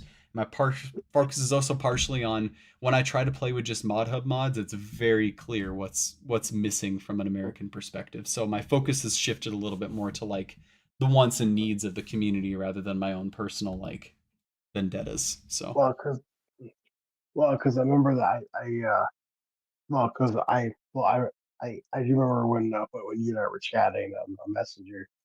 That I also asked if you were bringing your John Deere 220 disc back yeah, from 19. yeah, that that 220 disc, I keep thinking about it. I keep thinking about the fact that like we don't have a disc or like shallow cultivation that's like old school and like under 30 feet for all platforms, right? Because I would love to whip out a 220 disc and like, okay, in the fall you use the 712, in the summer you use the 825, you weed it. In the fall you use the 712 mulch tiller and you till it, and then in the spring, there's nothing like a 220 disc would be awesome to take out to the field, get it ready for planting, and go, right? Like I see exactly where you're going with that. Yeah. So I don't know, but right now I have some sort of obsession with moldboard plows, so maybe something like that is coming out. We'll see. Oh, yeah, because it was back in FS17. Uh, Nick the Hick, I think it was. He released a video of a whole John Deere, like the ultimate John Deere pack.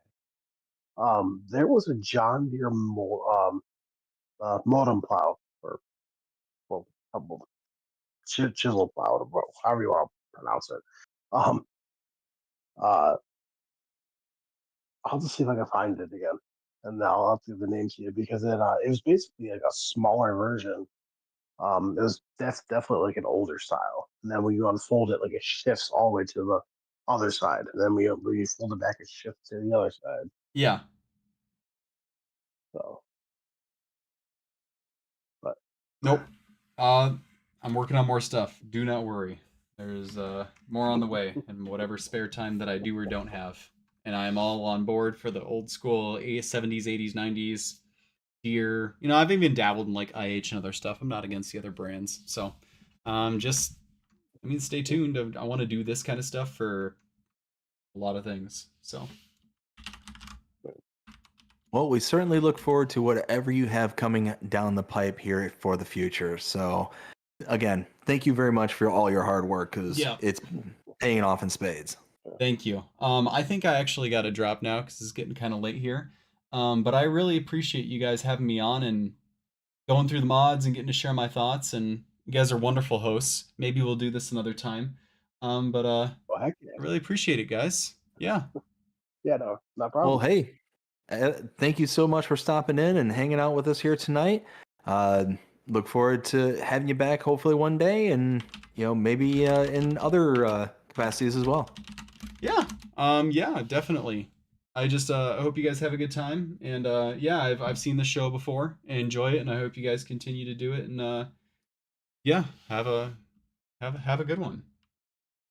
You as well, Thanks, man. Rooster. Thanks a lot. Thank you all. Take care. You too. Bye. All right, chat. It is late. I need to go to bed. Thank you for listening to me rant about my weeder. Please go download it. Please go rate 5 stars. I put a lot of love and effort into this thing, and I hope you all see that. So, without further ado, have a good one, stream. Good night, chat. Bye.